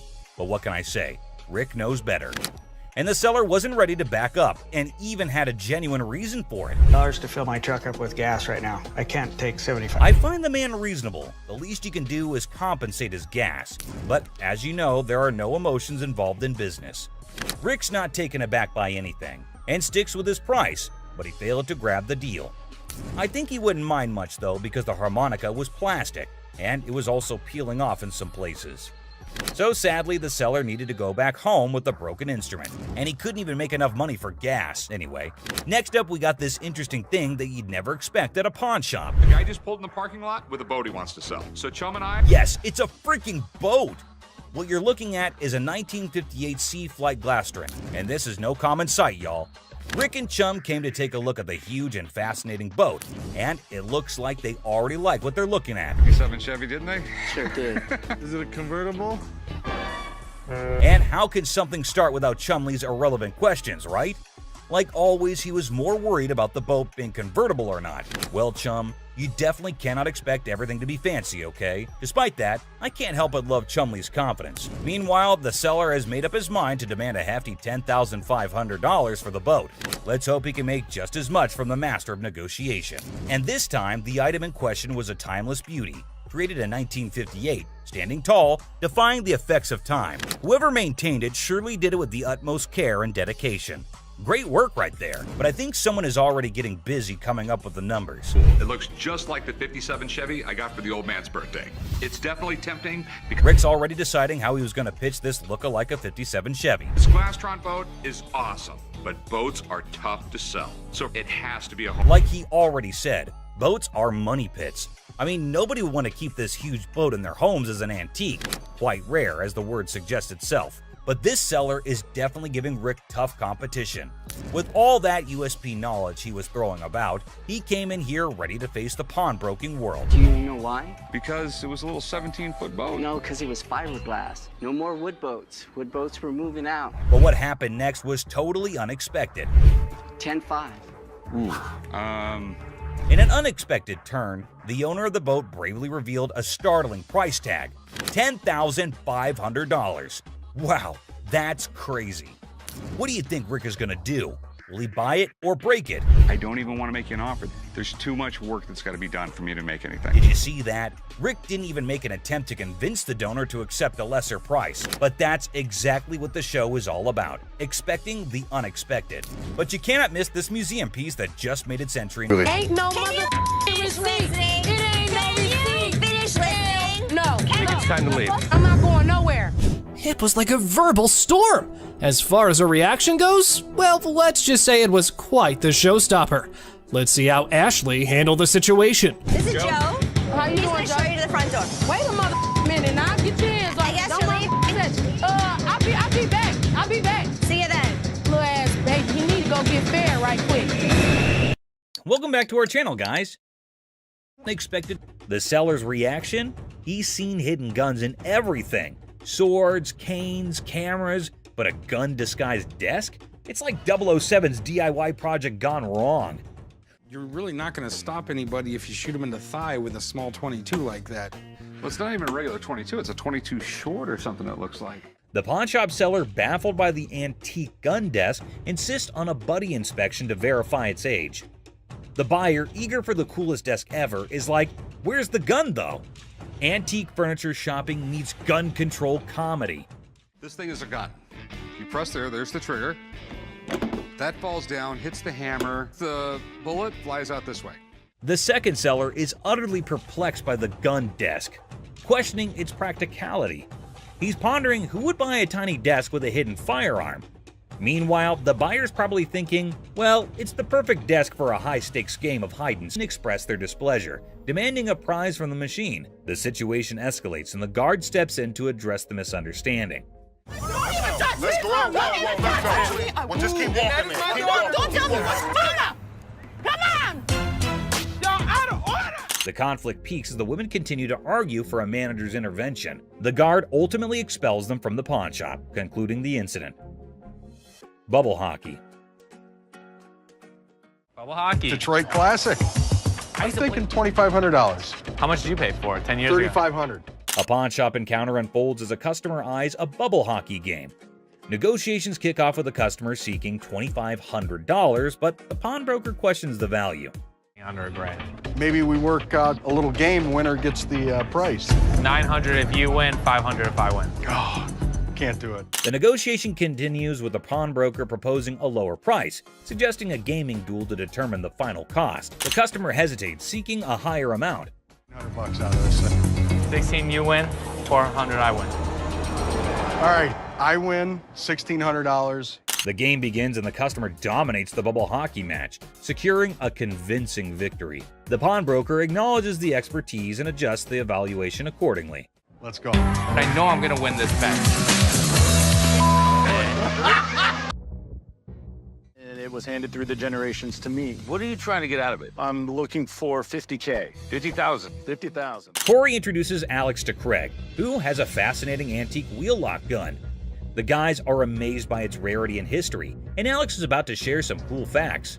Man, this is stunning. Dating from about 1600s. I've never seen anything like it before, but he's asking $50,000. Alex dives into the history of the wheel lock, revealing it's a German-made firearm from the 1600s. Craig is nervously considering a $50,000 price tag. Alex suggests a test at the range. Yeah, this is special. I love this wheel lock. And you still want 50 grand for it? Absolutely. After research, Alex discovers that the gun belonged to a Prince Archbishop's personal guard. The guys head to the range for a nerve-wracking but successful test, and Craig's asking price is discussed. Nice! What do you think it's worth now? I think it's $40,000. In a quirky twist, Corey notices aggressively, and Alex estimates its value at $40,000. Not as easily as I could do 30. I would go 32.5. We'll lose it over that. We'll do 32.5. The negotiation begins with Corey expressing admiration for the unique gun. After some back and forth, they settle on $32,000 Churchill letter. A historical dealer brings a Winston Churchill letter to the pawn shop. The seller's writing? Not so great. But hey, the Jack Kevorkian Volkswagen van shakes things up. The chopper deal is done, but now Churchill's letter gets a comedic problem. But oh snap, it's tagged at a hefty $75. Cold hard cash, not Monopoly money. Undeterred, our bold hero eyeballs another watch, a jaw-dropping $599. His face? Priceless shock. Unfazed, he blurts, "Yes, I want it!" Then comes the knee slapper. He pulls out a crumbled $2 bill. The shopkeeper holds back laughter, educates him. "That's $2,000, sir." It's a $2 bill. Okay, and it's worth $2,000. You can practically see the gears in the guy's noggin spinning, desperately seeking a way out. "Anyone up for a cash exchange?" he suggests, madness twinkling in his eyes. The shopkeeper, smelling trouble, hesitates, perhaps a financial genius or a victim of too many cartoons. In a wild finale, our hero with a mischievous grin hurls absurd insults like, "You're chunky with a giraffe-like neck." The bewildered shopkeeper calls in the guard. Enter the guard, booting out the funny guy, leaving the shop in stitches. Have a good day. Big Mouth is hungry. unexpected drama. Strap in for a wild pawn shop ride. A lady steals the spotlight, but surprise, Mr. Sneaky tiptoes in for a bear hug, sparking unexpected drama. Gasps echo as the leading lady jumps, but it's just a playful fella.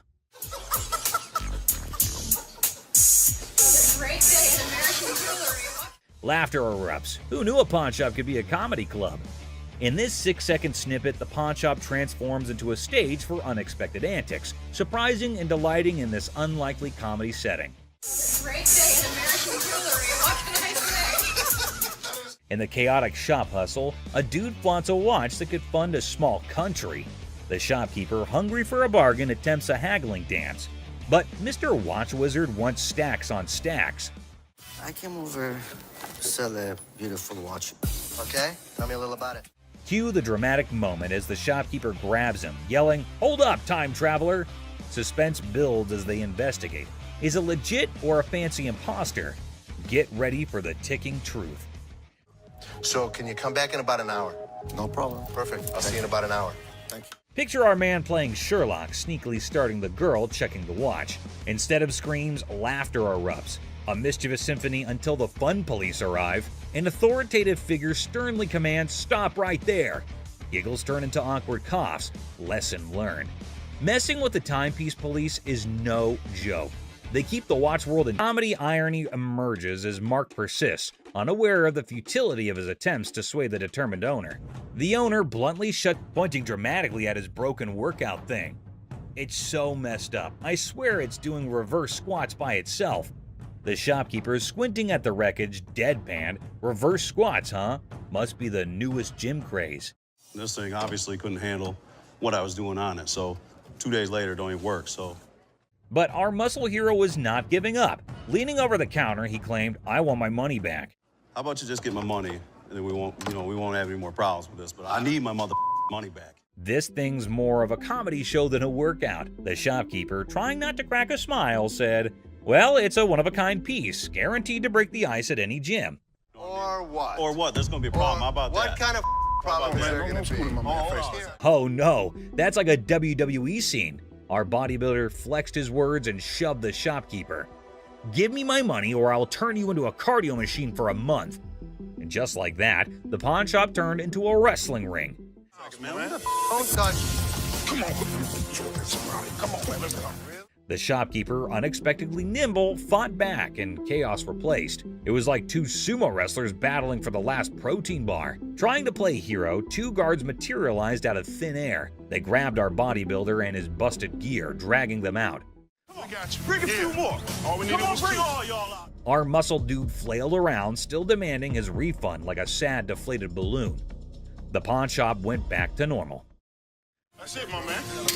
Bring a few more. There's your machine, buddy. The art of negotiation. So let's see this guy walking into a pawn shop, allowing him to be the next big art dealer with a painting put away under his arm. He's giving off major, "I'm gonna hit the jackpot" vibes. The shopkeeper, with a sneaky grace of a cat burglar, checks out the painting like it's the Mona Lisa 2.0. Our confident guy also spins this wild tale about how the painting formerly belonged to Napoleon's pet goldfish, or some other crazy story. So what you got? I've got a painting from Peter Max. An original painting? Well, I got into a silent auction. The shopkeeper, poker-faced like a pro, goes, intriguing. You can virtually see dollar signs in his eyes as he dreams of making a fortune. Now comes the big moment. Confident guy bravely says, "I want $3,000 for this masterpiece." Let's see if she can close a deal. Yeah, what is the bottom line? 3,000. No way. The shopkeeper, still all mysterious and cool, smirks and says, "I can do 1,500, or you can hit the road." 1,500 and we got a deal. It's like a Western showdown, but with money instead of guns. It's a take it or leave it situation. The confident guy, looking a bit less sure of himself, decides to pull a classic move, pretending to discuss it with his imaginary art expert friend. Maybe it's an unnoticeable chum with an art degree. While our hero is deep in discussion with his invisible art critic, the shopkeeper, beaming like a Cheshire cat, decides to up the figure. I know there's a market for it. So $1,500 I think is pretty good. They need to take the money and run. He counts out $1,500, slams it on the counter as if to say, "Take the cash and run, chum," or say farewell to the deal of a lifetime. $1,500. All right. In the end, the confident guy, now looking further confused than confident, grabs the cash and virtually sprints out of the shop. And that is how a pawn shop turned into a comedy stage, starring Mr. Confident, the mysterious shopkeeper, and an oil with a Napoleon-connected goldfish. Art, my friends, might be priceless, or at least worth $1,500. Peter Max. Seat showdown comedy. In a strange pawn shop turned into an airplane seat sale, things got wild when a gutsy and unusual woman decided to turn the whole event into a comedy show. Picture her like a sneaky cat strolling over to a chair and ignoring the "don't sit" sign as if it were garbage. It was as if your rebellious grandma suddenly took center stage, tossing caution and posters to the wind.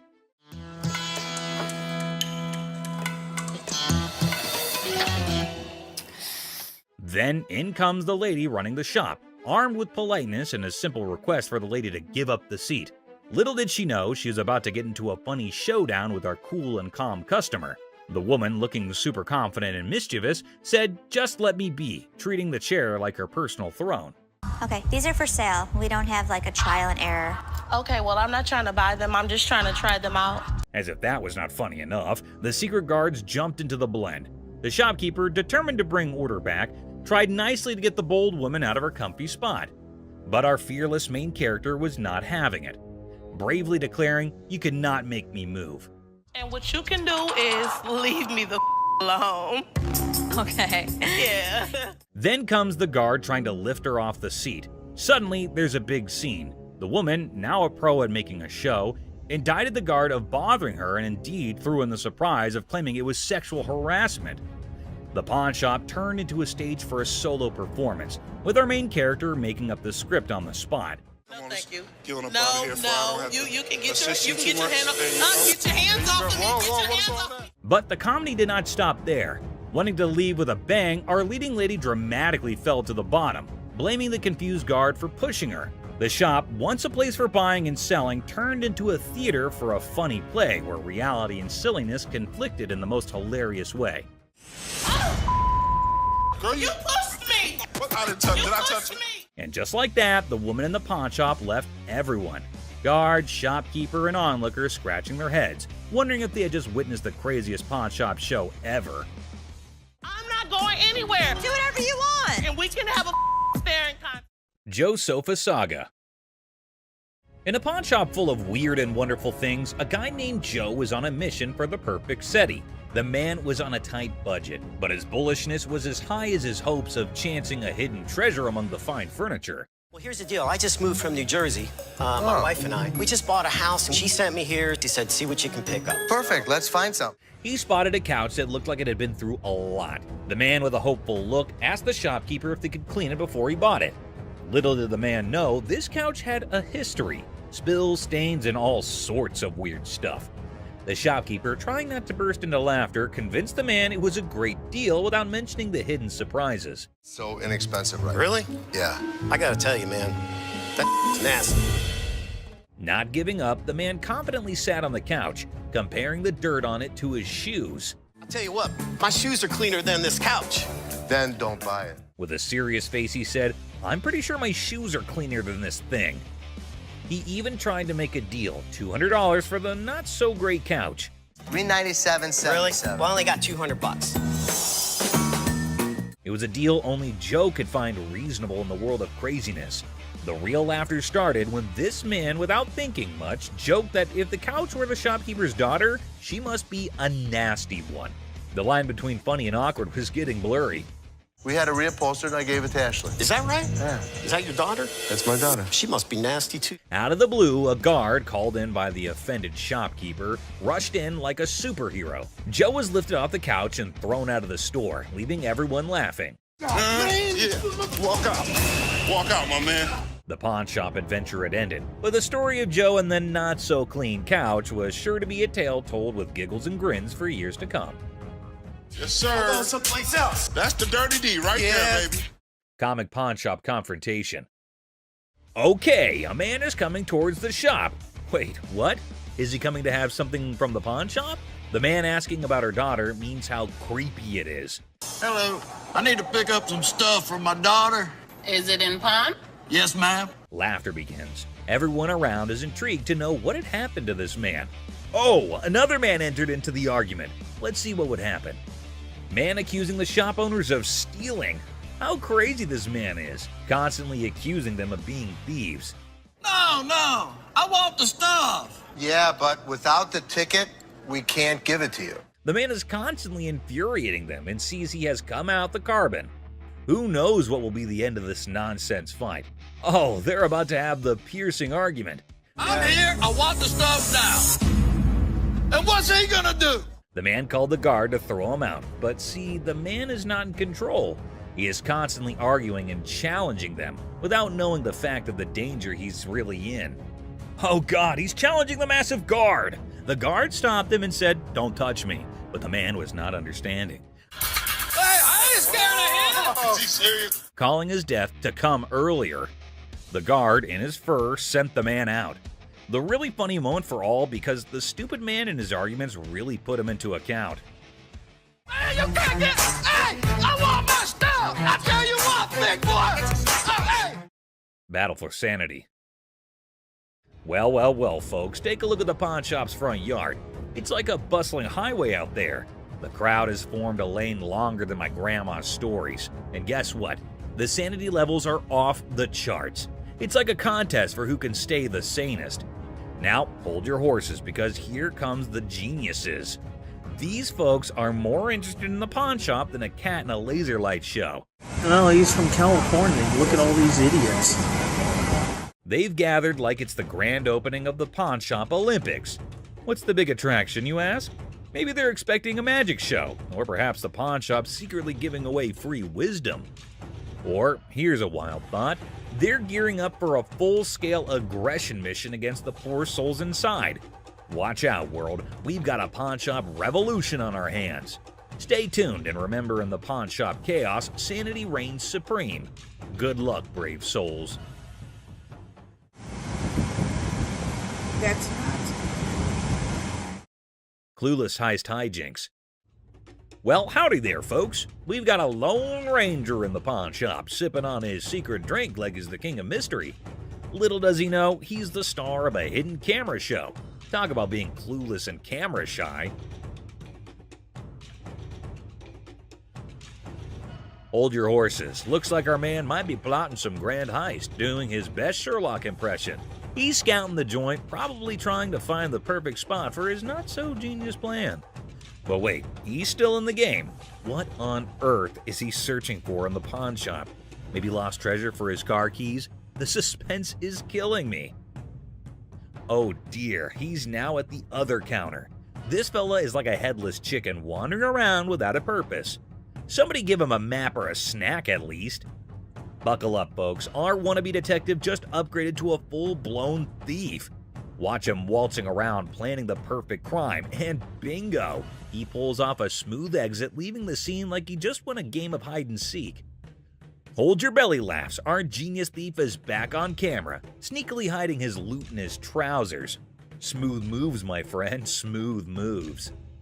And there he goes, strolling out of the pawn shop like he's won the lottery. Thinks he's the mastermind of the century, leaving behind a trail of stolen goods and a whole lot of laughs. What a character. Antique computers. Have a good day. You man. Wonderful. So much. You too. Two tech-savvy grandpas strut into a pawn shop, seeking a fortune for antique computers. Instead, they're hit with a vintage rejection. Bastards, you can't give me a dime for... Oh, man. When one grandpa clumsily breaks a computer, he pulls a move straight from the sitcom handbook. Accidental comedy at its finest. They should have that. Put it in the... Oops, one grandpa accidentally smashes a computer, blaming the seller. He theatrically tosses it toward the dumpster, thinking it's a mic drop moment. The seller, the true comedy connoisseur, chuckles at the failed dramatic exit.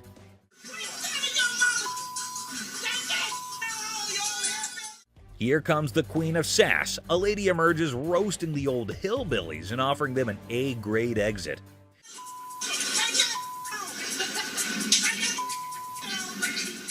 She declares her reign over Detroit toughness and leaves them pondering a future career in comedy security. Cue laughter. Exit stage left.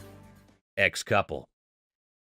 Hello. Hi, how are you? I'm good. How are you? I'm fine. I'm actually looking to pawn these 2 watches. In a pawn shop, a young couple walked in to sell 2 watches.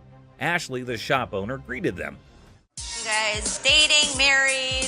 Was engaged, but not anymore. When she asked about their relationship, the boy explained they used to be engaged, but are now exes because both of them cheated on each other. Okay, so you want to sell them, correct? Yes. And how much were you looking for?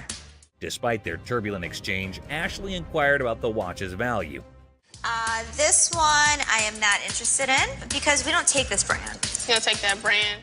Ashley noticed the watch's flaws, and when the girl mentioned a particular brand, the boy claimed it was fake.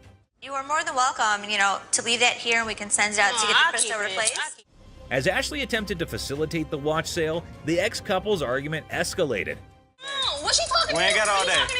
No, you weren't. Shut up. The situation took an unexpected turn. You never had no life before me. I won't. You never had no life before me. Girl slapped the boy, turning the pawn shop into a battleground of emotions. Had no life before me. Let's go. Let me go. Let's go. Let me go. The situation escalated post-slap as the boy, fueled by anger, forcefully dragged the girl outside. I walk outside and the lady comes back for her watches. I wish you luck. Ashley returned the watches to girl by going toward them and wishes them good luck. Shark costume.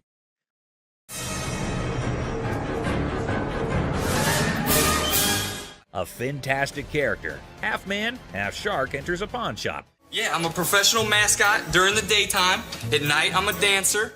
Claiming to be a daytime mascot and a nighttime dance sensation. $800, that's all I want. This guy is so bizarre. Les, skeptical, questions the shark man about his $900 financial request, leaving the room stunned.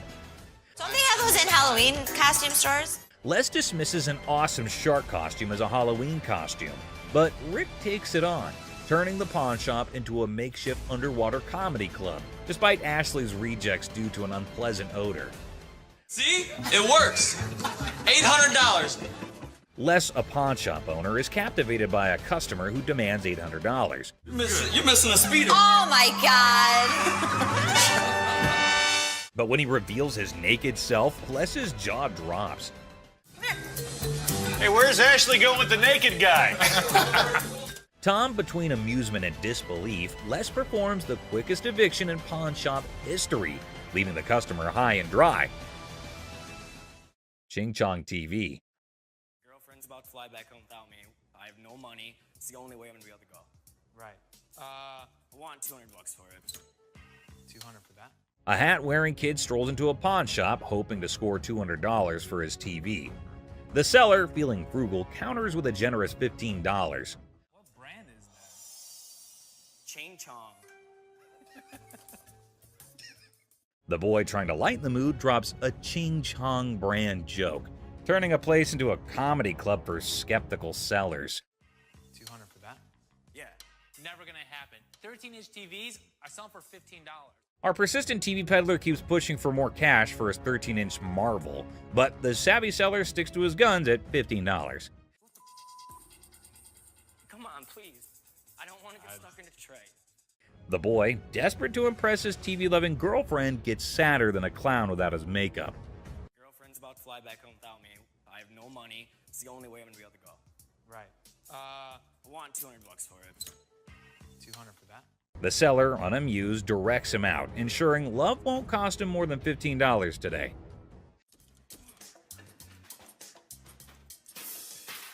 In a fit of frustration, our TV tosser storms out, giving the shop a kicking and throwing his TV into a dumpster like it's a basketball shot gone wrong.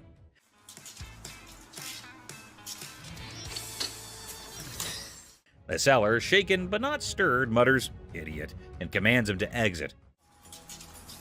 You're gonna make me leave? Pretty much. Get the f out of here. Get off my property. Asserting his control over the TV-tossing theatrics. It's a dumpster-diving comedy masterpiece in 3 acts. Brain, not brawn. I got a loan on my wife's ring. Yeah? And when I first started coming here, I got a VIP card. I got more on the loan. Now you guys put me to a gold card, and I get nothing out of it. A bald customer, frustrated over a loan on his wife's ring, seeks resolution from the manager over a VIP card upgrade and the perceived lack of benefits. Tensions rise as they discuss the situation. No, the VIP is the gold. They're both one the same. We offer a promotion at American Joy and Loan. It's called a Gold Card membership. It gets more money in people's pockets if they want to get a loan and allows you to save money if you want to buy something.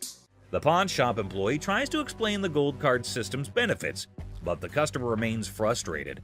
I am hearing you, but you're not listening to me. Tensions rise as the employee insists on the procedure, leading to anger, questioning, and physical comparisons. You think this is funny? I don't think it's funny. I think that there's something wrong when you start hitting your head against the side of the window.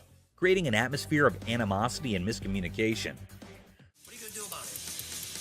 I'm not going to do anything about it. What are you going to do about it? The customer and employee engage in verbal sparring, escalating tensions. Whatever I have to. You need to get out of my face, bro. Okay, I'm sorry. Let me scoot back. Really? The guard asserts their position, urging the customer to step back. The customer refuses, escalating the confrontation, leaving the atmosphere charged with hostility and unresolved conflict. Hell no. You want some? Whatever you got to bring. Come on. The customer's unwelcome invitation intensifies, leading to an unresolved atmosphere. That's what I thought. The customer's confrontational tone suggests a potential fight, escalating tension and the possibility of a physical altercation. Volkswagen van. Good. I'm Les. John. What the hell is it? This is a 1968 Volkswagen van owned by Dr. Death, Jack Kevorkian. Hold on to your seats. A 1968 Volkswagen van, once owned by Dr. Death, rolls into the pawn shop. Les is on the case, exploring this piece of history. Weirdness level maximum. And I have everything documented. How much do you want for this thing? I'm looking to get in the six figures. The seller dreams of six figures for the van, but reality check. 20 grand? No. 25 grand.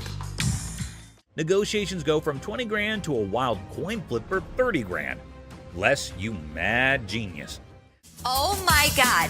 My dad's gonna leave everything to chance on a $20,000 coin flip? What are you doing? Seth and Ashley can't believe Les's coin flip antics. He's risking 20 grand just for a chance at 30 grand.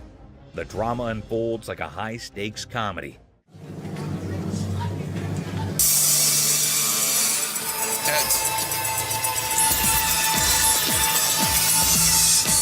Les, you wild card. The coin flip drama continues, with drum roll and laughter.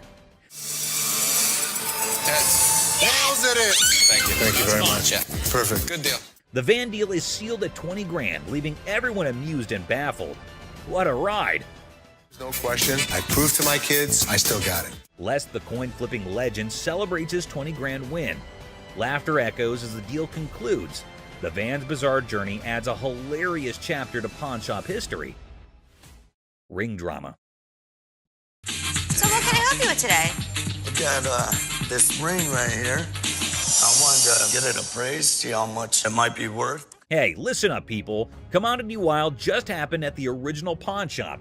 Imagine this dude who looks like he just rocked out at a concert stepping in, holding a ring that has probably seen more action than a library book. The crazy twist, he's not there to show it like a rock star. He's trying to sell the thing. I also wanted to know how much you guys would give me for it, like as a pawn, and then I pay it back. Okay, when I give you an appraisal, that's not how much I'm gonna give you in pawn.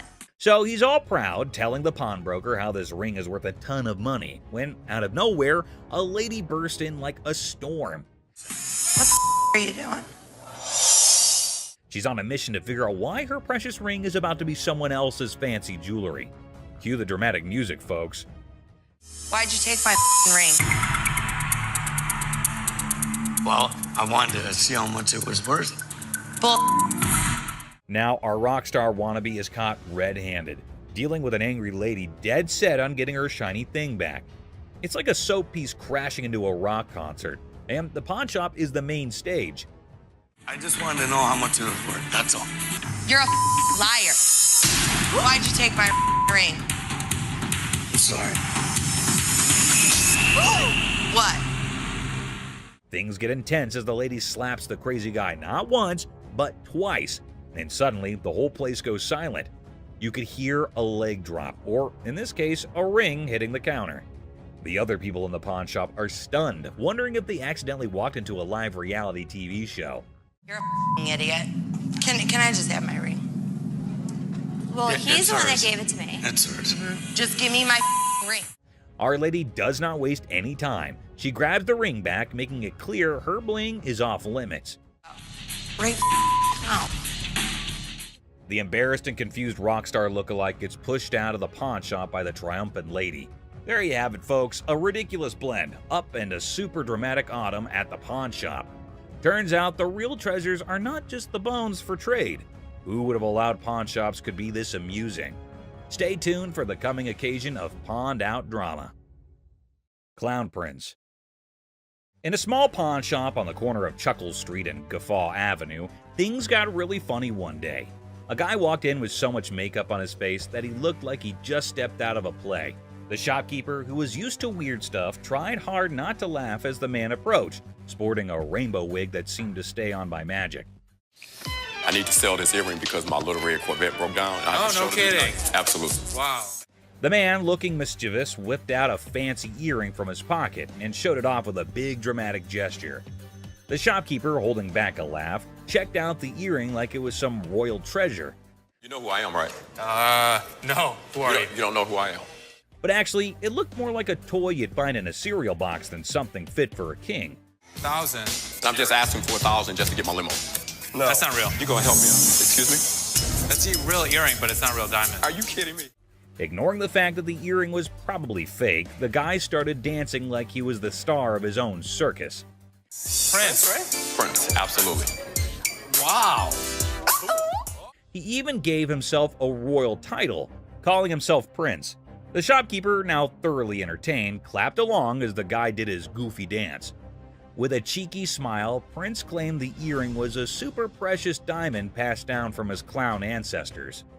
The shopkeeper played along, giving praise to this pretend royal jewel, while secretly thinking it would make a great prop in a comedy act.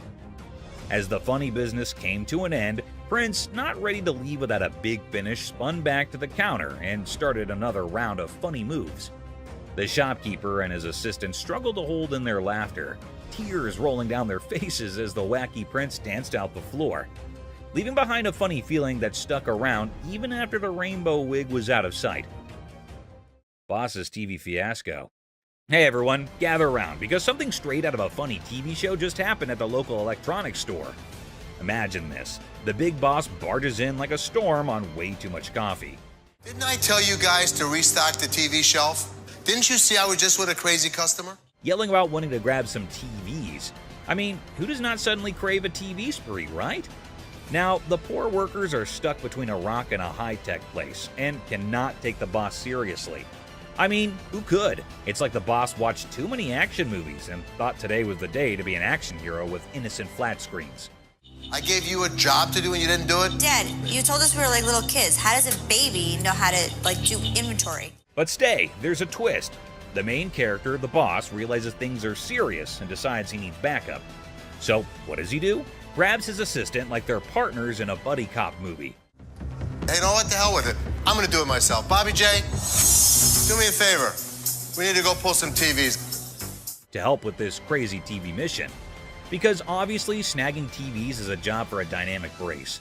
Ash, Seth, right now. Right now. What? Right now. Let's just went down. What? Let's went down. But wait, there's more sitcom gold.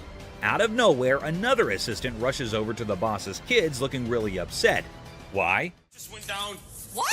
Let's went down. Dad, you all right? Well, turns out the master is now on the floor. Yep, the guy who was on a TV conquest is now chilling on the cold floor of the electronics aisle. Well, we have an emergency here. What happened? Did he say something hurt? No, he didn't say anything. We're pulling TVs. They call emergency services because apparently this is not just a shopping spree. It's a full-blown crisis.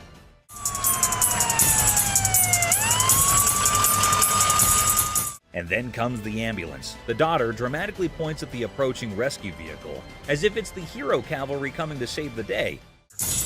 My dad's always been the strongest person I know, and right now he's completely helpless. I can nearly hear the wacky sitcom music playing in the background. It's so crazy, Snaggletooth, and, well, just another day in the unpredictable sitcom that's real life. Stay tuned for the coming episode. People more adventurous with the boss and his search for TVs are coming your way. Crazy Store Comedy. What's up, Grandpa? Where's your costume at? There. Corey, that's not a costume. In a super silly store, there's this hilarious pair that could out-funny any comedy show. Watch this, an old grandpa wearing a hat that is seen way too many times, with a black band covering one eye. Right beside him is his son, with a hairband that seems to have its own crazy magnetic pull. A mix of colors that should not make sense on air.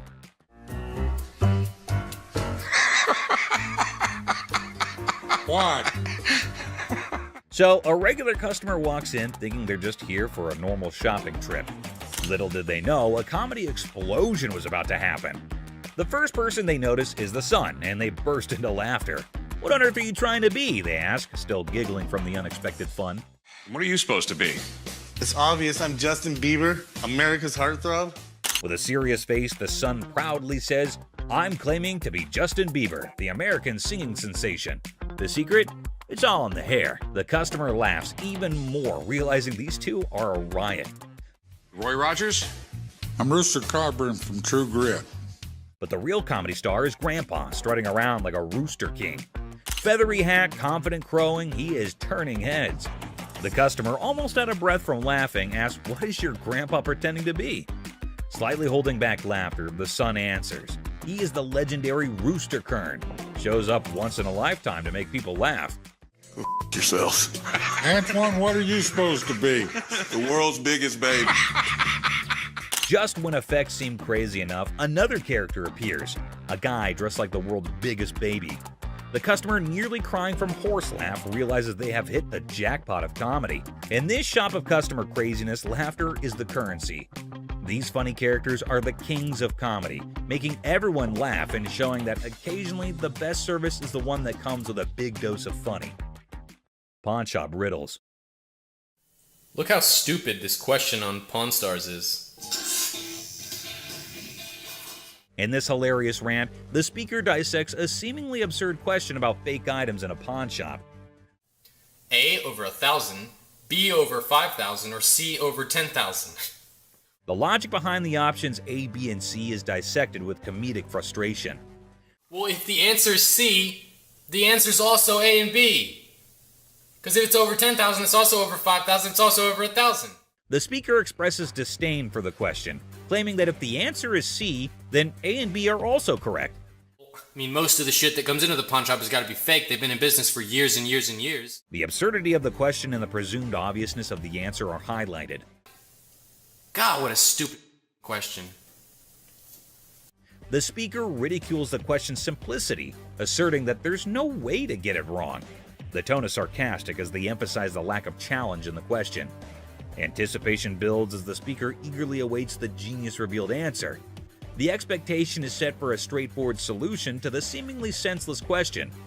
The speaker's reaction is a mix of frustration and amusement as the answer confirms the over 10,000 scenario. The comedic exasperation with the question's lack of complexity is evident. That's all for our video. We hope you liked it. Please comment, like, and subscribe. Don't forget to hit the notification bell for more videos like this. Share it with your family and friends. See you next time.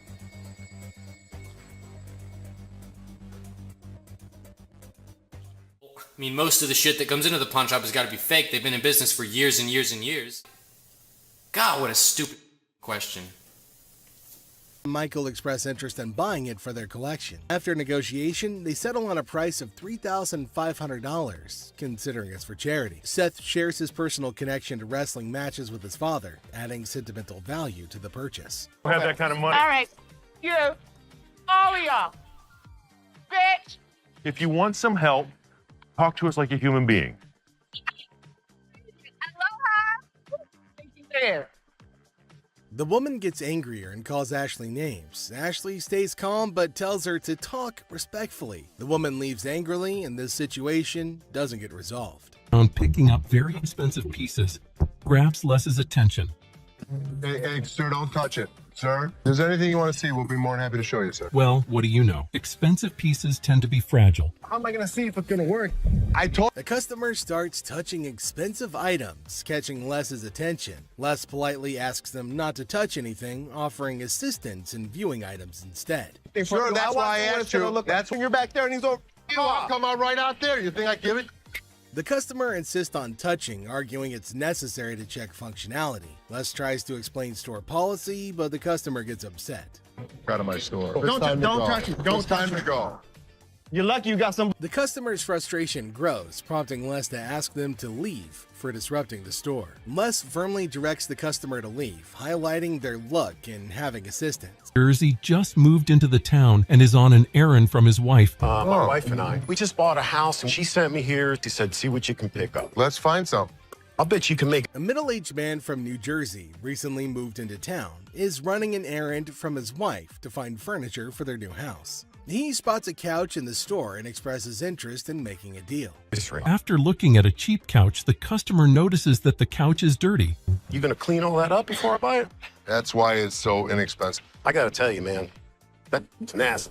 Our used furniture sometimes has things. While checking the couch, the customer notices its dirty condition and questions if it'll be cleaned before purchased. The store attendant explains that the low price reflects its used status, which includes some dirtiness typical of secondhand items. Really? Well, I only got $200. After sitting down to give the couch a try, the customer begins being disrespectful to Les. And let me try this out, man. What? My shoes are cleaner than this couch.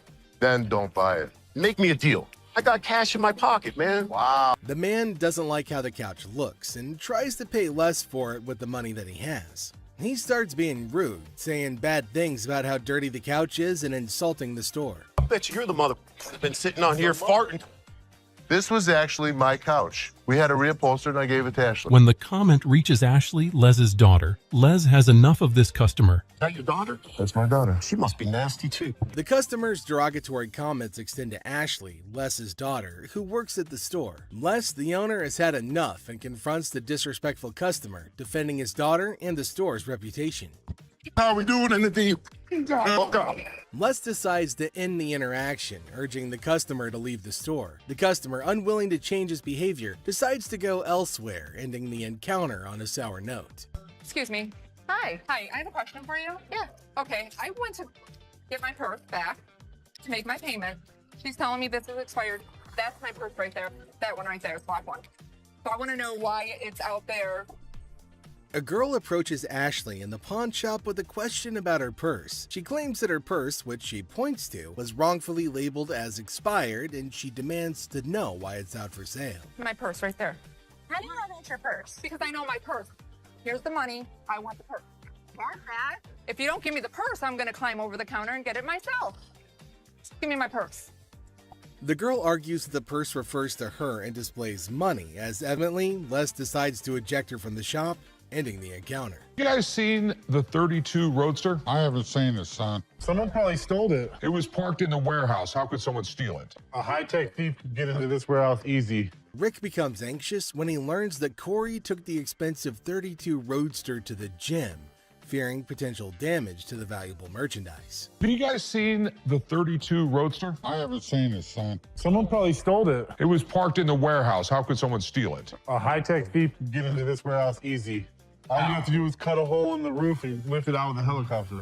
To pick the lock and... The conversation shifts to the possibility of the Roadster being stolen, with various theories proposed, including high-tech theft methods like using helicopters or hacking into security systems. Roadster around? I'm not driving it around, I just took it to the gym. That's driving it around.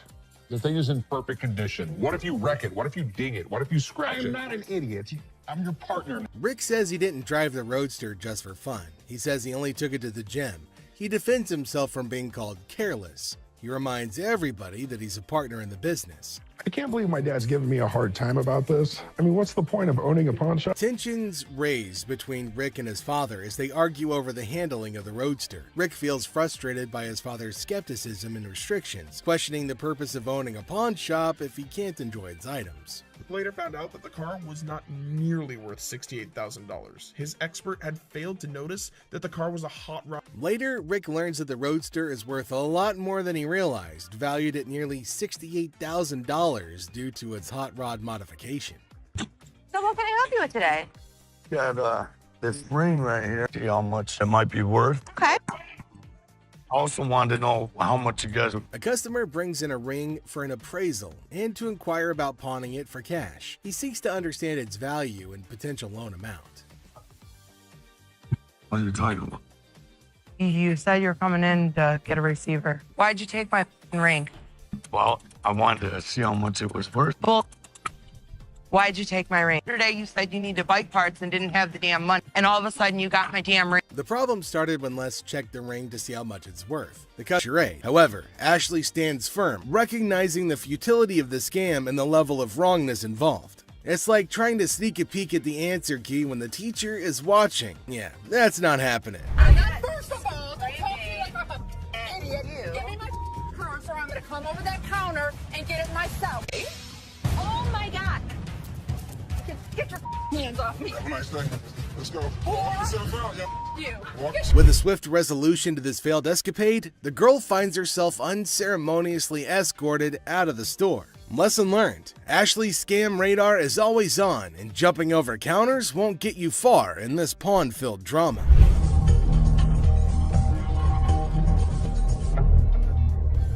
All right, deal. I think I got a good deal, and I know I'm gonna be able to make some money on it.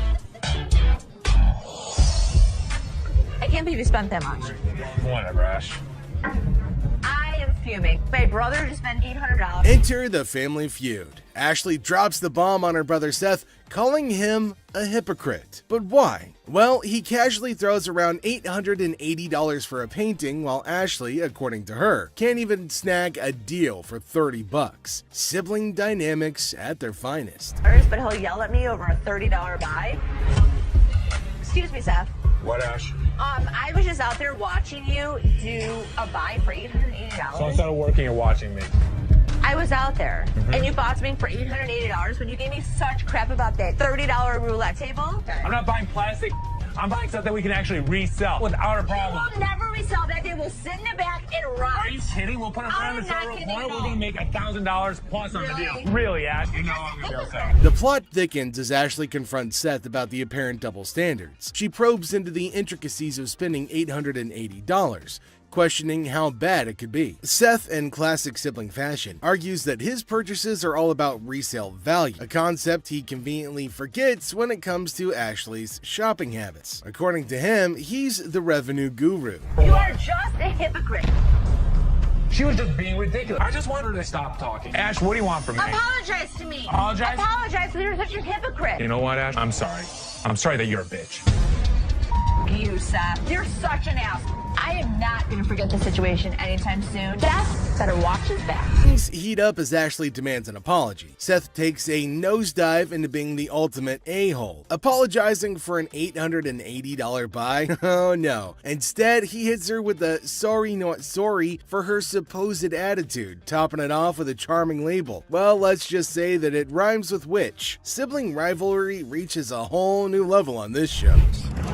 There's two guys out here that are saying they were scammed out of their laptops, and that whoever did it is working with one of our guys. You want to come out and talk to him? All right. Thank you.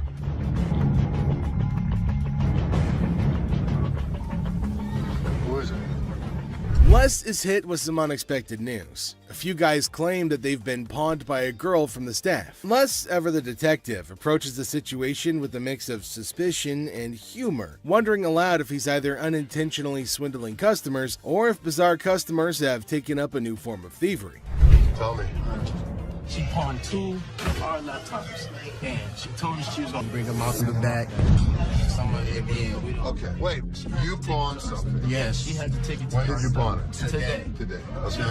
had to take it to her. And the money? Yes. These two kids come in and talk about some girl pawned 2 laptops. The plot thickens as 2 disheveled DJs step into the scene, laptops held hostage. The atmosphere turns somber as the weight of the situation sinks in. It's a strange occurrence that has everyone wearing expressions of confusion and concern. Les, with his seasoned cool, casually queries about the laptop's ownership, revealing they're registered under the mysterious girl's name. Split the money 3 ways, and one of my employees was gonna walk it out the back door. Either this is a new way for my employees to steal from me. To contact the owner because we want to. I am the owner. I'm just trying to switch the ticket so she can't have them. And it's in her name. No, that's why I wanted to know if I can't do it. The tension rises, but Les doesn't crack under pressure. Maturely handling the situation, he asserts that he needs the lowdown to work his magic and get those laptops back where they belong. It's a pawn shop mystery, and Les is the detective determined to unravel the peculiar case of laptops and loyalties. Because your sign is saying that I can get 30 days of free cash. If you're a new customer with us, first 30 days, you can get interest-free loan. You only pay $1 for storage. But it's saying if I brought a friend with me that I could get 30 days of free cash. It's for an interest-free loan. Okay, so there came a woman at the counter. Let's see what she's gonna come up with. Is she asking for free money? I think she might possibly be mad, though it is kind of funny that she's got enough courage to come up and ask for money without investing anything. Now, the lady at the counter frowned and asked her if she paid or not. Intriguingly, she hasn't paid anything, but she's still asking for money. Holy shit, what's wrong with some people? You're just misreading it. No, you're misreading it. That's not what the y'all saying to say, bitch. It says I get free cash for 30 days in this month. You're not getting no free cash. Where does it say that? Who told you we're getting that? You did. I'm not talking to you. I need my cash. I need my cash. It says it right here. Free cash. Oh, and to make matters worse, she started shouting at her. Everyone around started looking at her, wondering what the hell was going on. Seth and Les get a little furious as everybody's just standing around trying to figure out what's going on. She started bullying her, but the lady tried to explain to her again that she misunderstood the agreement and they're not just gonna give her free cash. But this lady's just not listening to anybody. Well, Seth then enters, so who knows what's gonna happen now. I brought my friend with me. If you get a loan and you refer a friend, you can get 30 days, interest free. That doesn't mean we're just gonna hand you cash. What do you have to pawn? Come on now. You don't have to I'm the Don't scream it. Can you read? Read what it says. I can read. I can read. People was waiting to get You don't have to pawn. Shut the Les entered and asked her whether she read the whole document or not, and she was not listening and constantly arguing and pointing to them as if they had done something wrong. Meanwhile, other women decided to intrude, and oh my god, it's gonna be funny. Looks like they've all decided to have a fight in the pawn shop. Wonder how that's all gonna end. And it looks like Les is gonna join in too. The other woman that just jumps in the middle. You gotta get in this You gotta go.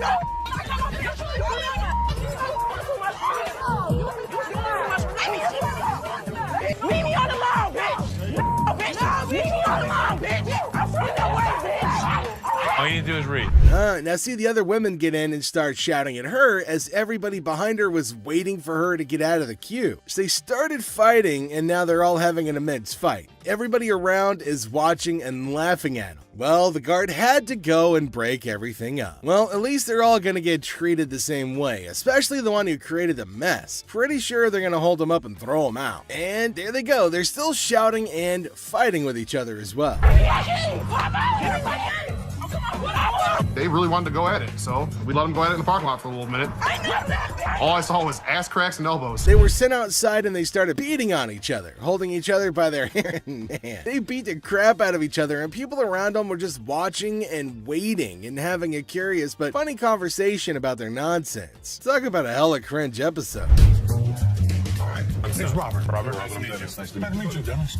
Yeah, I got an item here. Might be interested in. Okay, so there's a guy coming into the pawn shop with something in his hand, maybe a poster. But what's it for? He came to Seth and the other man and showed them this poster. Now it feels like they're interested in it and there might be a handsome deal between them. Detroit Lions players had signed. Did you drag it in? So during the flood, I seen it down there, and that's when I pulled it out. She went down there and she supported these people, and while she was walking the picket line, she would have gathered signature. You got Williams over here. That's what, Steve Farkas?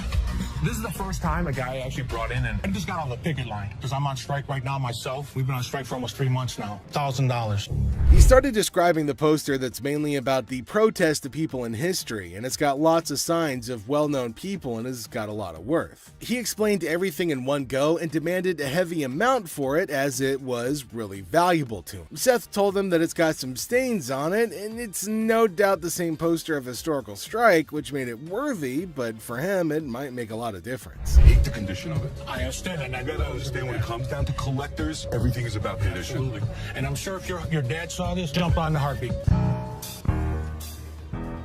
Seth and the man explained that it's not about the worth that he's asking for in terms of thousands of dollars, but it's also about the condition of the poster, and it's not in a very good one. The man is continuously arguing that it's got signs all over it. If Les has seen it, that he'll definitely be surprised and definitely pay more than $1,000. Well, as for Les, he just came in. Sharper. They need to make an effort to close these deals quickly. Through my research in that, I seen personally that one just like this, Minto, and he got $950 for it. Right, man. So if that was me, why would you want $1,000 for this? He only had one signature. I have at least a dozen. But with this tear up here, Yeah, and the and condition it's in, the water stain on the bottom, it's just a hard thing to sell. Yeah, but even though it's in this condition, how many of it exist? Very rare. And it's uncertified. Right. You know. I'll sell for $5. Les judged the entire piece and told him that he's asking for too much, and later on they further described that it's torn from the top and the bottom, and it's also got damage and they can't pay more for it. But he still won't agree to pay for it. But he did say that he'd charge $500 off of the amount, but they couldn't reduce it any further. Value?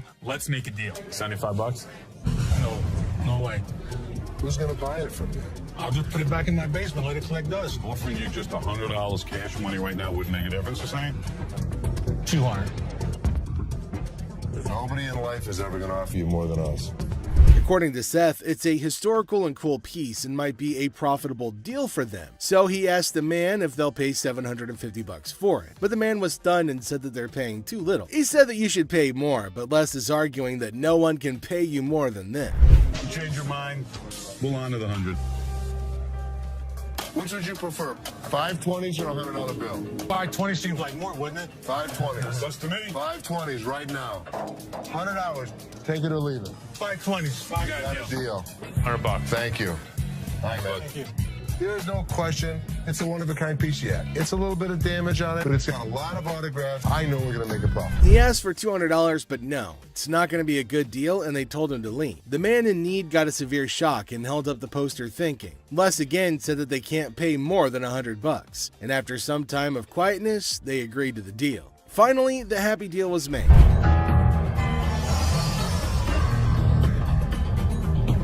This is the guy? Right there. Here they come again. Les? Hi, how are you? I'm attorney Kyle DeQueef. So there's a man, probably an attorney with two ladies along, coming inside towards Les at a pawn shop. Now, Les knew about it before. He asked for Les, and fortunately, he was at the counter. He asked why they had arrived at the store. She retained me to represent her in regard to a ring. Okay. My client brought in a $10,000 ring here, and she wants to either collect the remaining money owed to her on the ring or get the ring back. She's got a receipt right here. This is a counterfeit ticket. He said that he came here for the ring, which they bought from these ladies for $10,000, but they didn't pay and gave them the receipt. Now, he put up the receipt and showed it to Les and accused them of cheating and stealing from the women and taking their expensive ring. But Les was cool and controlled his anger. Whoever produced this ticket didn't understand this is the amount of numbers that are here. Okay. Number two is state law mandates that we print the law in a 12-point font. Okay. This is much smaller. That is some bull. It may be bull, but that's the truth. I don't know how I got mixed up, but There's the game-changing point. Les, after listening to him, explained that he will reveal the truth now by showing the real receipt that they had. He went and came back with real receipts that they've been giving to the customers. There, he spotted major differences. He notified him of the major changes in the receipt that he brought. The man looked rather weak and stunned in response. printing wrong or whatever, but this is the ticket he got from here. He didn't get it from him. He didn't get it from him. So now we just liars and we just come I'm not saying that you are. So you trying to send my son a liar? I wish I had better news for you, but That's bull. That's bull. The numbers don't match up. The paper stack doesn't match up. This is a fake. Now you side with them. You're not representing us. If I don't get my ring or my money from them, how you gonna get paid? The attorney turned to the women, but oh my god, they're still accusing Les of having given them the wrong receipt and asking the attorney to take the money from Les. The man, being down on himself as you can see, argued with. The man showed the evidence to the ladies and told them that they were having the wrong receipt, but they continued to argue. Ticket, how about that? No, I don't believe that the store gave you this ticket. Nah, well, I don't believe you a real attorney. We ain't got it right. I might better give me my money. Yeah. He's my attorney. You, him, security. Have a nice day. Nah, you got me, bitch. Sorry, man. The ladies started harassing both of them and started using personal attacks. They were all arguing amongst themselves. Pretty crazy. The attorney went back as he can't do anything for the ladies. How are you? I'm doing okay. What can I help you with? Either trying to get a loan on it or you guys can buy it. Trying to sell it for maybe like $150. $50. Why is it $50? The certificate and everything is in there. And the bag costs actually way more than that. Well, if you can tell, it's actually stained. Okay. All through here.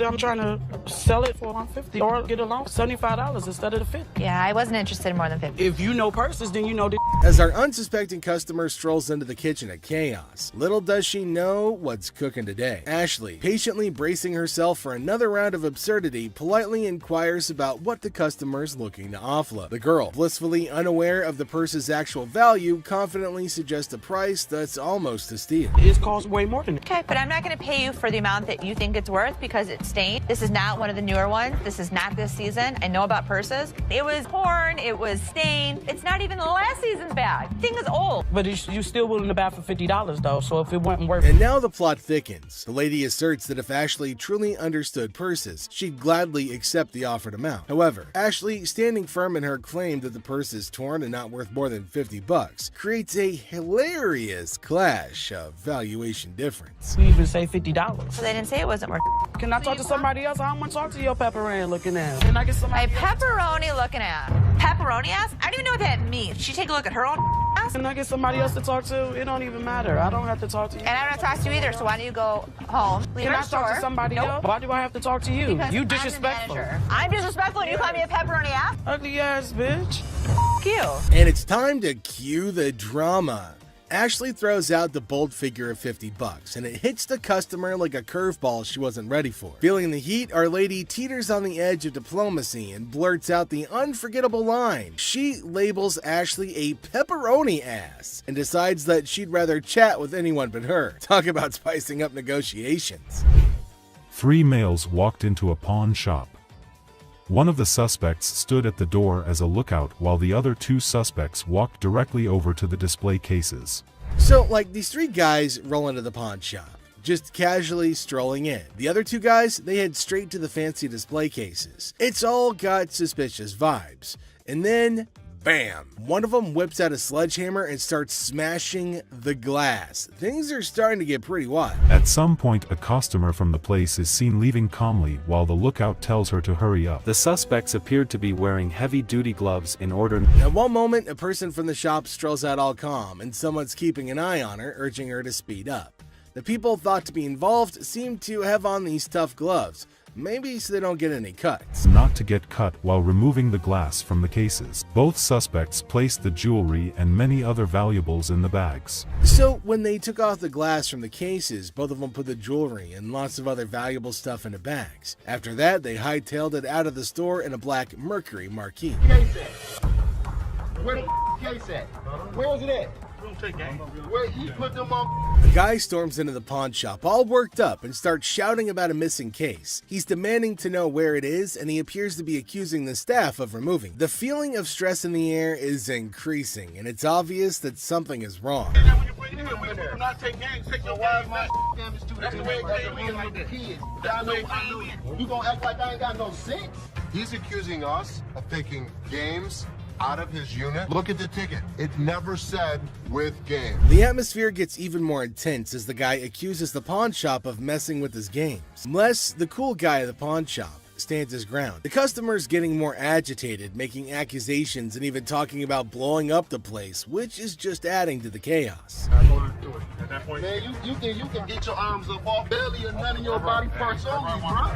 After all the stress I have, the last thing I need is a customer causing a scene. Despite the escalating situation, Les stays calm. He tries to talk sense into the upset customer, especially with a big event coming up the next day. I know how to walk.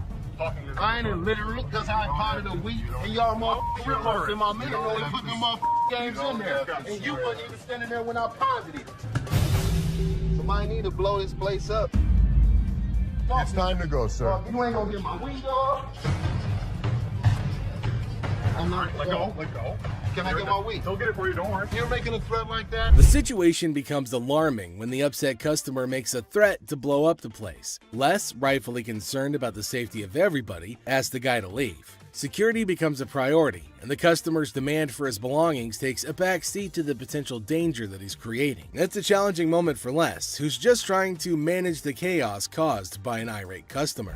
How's it going, man? What's going on, man? Everything good. How about you? I'm doing good. Good. What can I do for you? Let me get this like 400 for this watch right here. What can I do for you today? Can I get like 400 for this watch right here? It's worth $820. Les, chilling at the pawn shop, notices a guy walking in, watch in hand. Les, being friendly, asks how things are going. The guy, hopeful, wants $400 for his watch. Les, the cool pawn detective, calmly discusses the watch's worth, revealing it's valued at about $82. Yo, man, tell me the truth. What'd you really pay? Telling you the truth, man. Come on, give me four for this watch, man. Come on, man. We deal in high-end watches. This was worthless. Nothing for us to deal with. Come on, give me like $450 for this watch. You yelling at me?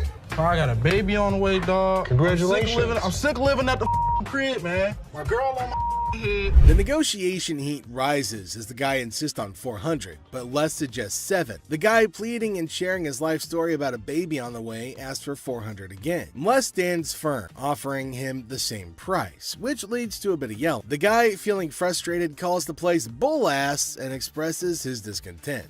You want $10? I don't do it $10. I have no idea. Go to Coney Island. Give me Coney Island $10. is good. No, Coney Island, no $10.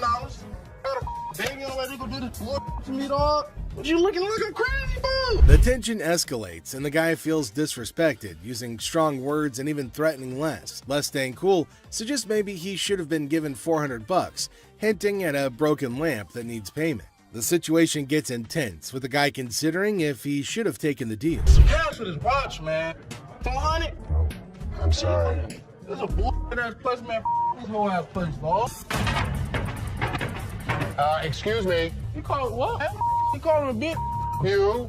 I'll knock you the out. You don't know who you talking to. Show me. Y'all don't touch me, homie, dog. Touch me, man. Then maybe he would have been able to pay me for the lamp that he broke. Y'all, I'm off you, dog.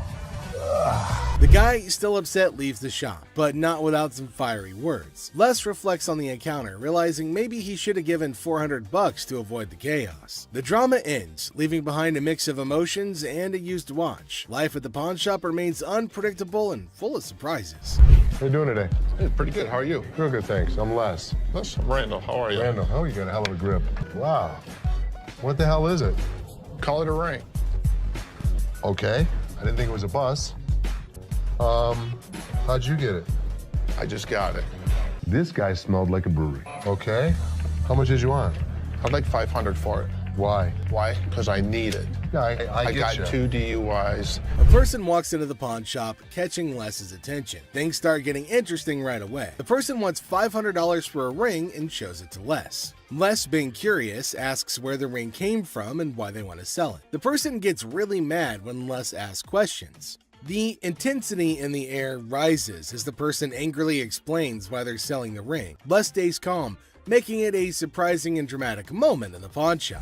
Well, if it was gold, I'd give you more than $500, but it's not real. I know it's worth $500 and you're going to give me $500. Well, actually, if this was gold, but it was brass, it had no value. I understand. You have court issues. The problem is, I need $500 for it. I'm sure you do. Man, I don't know why you do. As the conversation continues, Les drops a bombshell. He tells the person that if the ring were real gold, he'd offer a whopping $2,500. Feeling a glimmer of hope, the customer suggests, just give me the $2,500 then. Expectantly awaiting a positive response, Les, with a touch of humor, reveals the harsh reality. He explains that the ring is fake, not even worth $500, and he won't pay that much for a counterfeit ring. You gotta give me something something for it. I can't give it to you. I'm sorry. Give it to me anyway. Man, you can give me something for it. No, you give me something Just don't for beat it. on the glass. This guy was drunk. You give me that ring back. Give me that. It's the. I ain't going nowhere. Man, get away from me. Get out of here! I go, you man. In the midst of the ring discussion, a security guard quietly enters, taking a position behind the customer. The customer, desperate, pleads with Les to give him something for the ring, but Les, staying true to his detective skills, rejects the plea, emphasizing the ring's fake nature. Les, sensing trouble, comments that the customer seems drunk, adding another unexpected twist to the escalating situation. As the rejection sinks in, the customer, unable to contain his frustration, sits on the floor, declaring that he won't leave. The tension peaks as he becomes increasingly aggressive. The guard steps into action, forcefully dragging the defiant customer out of the store. But despite being escorted out, the customer continues to yell and make a scene. Oh boy. I see you sweating. Yeah. Must be hot outside. No, I was doing karate outside. You're doing karate? And judo. I'm Bruce Lee's sister. Really? Yeah. As the door jingles, a woman strolls into the pawn shop rocking winter clothes in the summer heat. Now she's chatting with Les, teasing him about the sweltering weather. She even claims to be a martial arts pro, throwing around Bruce Lee's name. The banter kicks off with a request for a karate move demonstration. She said she was Bruce Lee's sister. So what you got? The atmosphere takes an unexpected turn when the woman unveils a unique item, a mysterious fox mink. Les, unfamiliar with such creatures, engages in a lighthearted conversation to understand more about this fox mink. The woman, with a hint of mystery, reveals her intention to sell it. A mink fox? I don't know. I'm not into animals. Fox. I've heard of fox. I've heard of mink. So fox mink.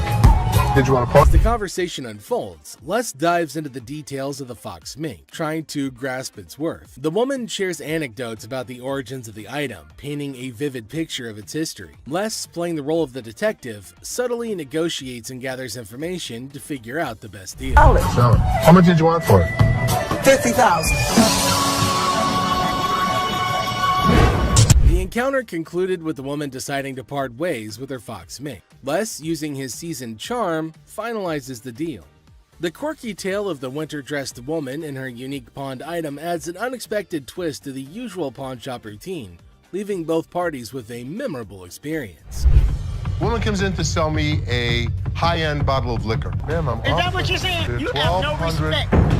When you want to take a person when they down, fit the liquor inside the bottle. and anytime you're going to belittle a person. Ma'am, I didn't belittle you. As the door chimes, the woman confidently walks in, clutching an empty liquor bottle. She aims for a bold move, attempting to pawn the bottle for a cool $100. Les, with his discerning eye, swiftly rejects the proposal, explaining that a filled bottle would fetch a better price. The woman, not thrilled with the response, raises her voice, demanding respect and expressing her discontent. I'll give you $100. It's not worth more than $100. Especially when you say I wouldn't give you $100. Don't you ever walk up to my Baby, dad. hey, baby, don't point your finger. Life after this, Ma'am. don't you dare ever Ma'am, come in you here are again. in my face. I don't care. You're in my dad's store, and don't you ever think about coming in here You know again. what? Turn your ass around. Badass out the door now. Nowhere Ashley steps up like a superhero. Now, she doesn't just cool things down, she straight up shuts the woman down. With confidence, Ashley tells her to leave and never come back. Suddenly, the chaos turns into quiet thanks to Ashley's quick and firm action.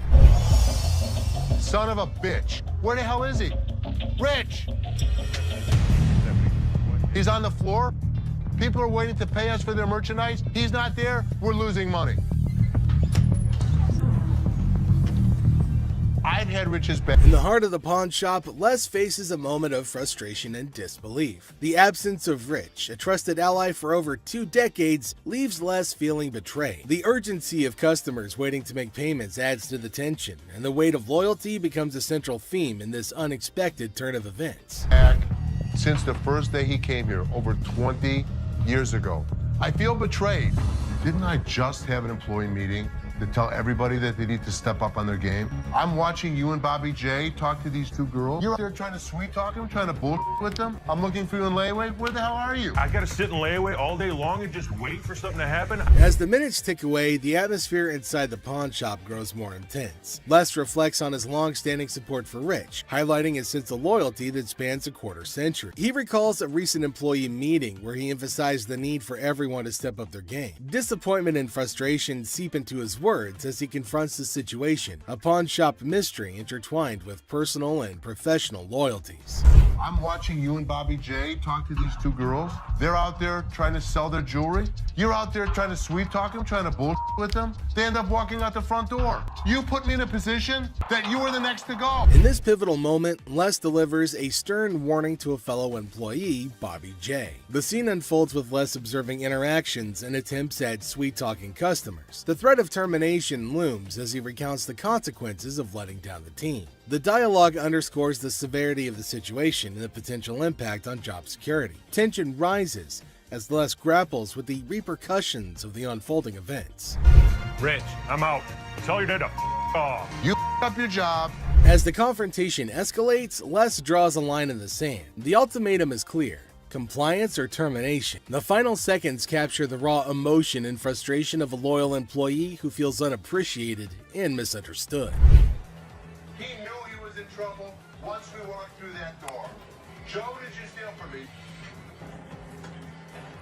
Tell me the truth.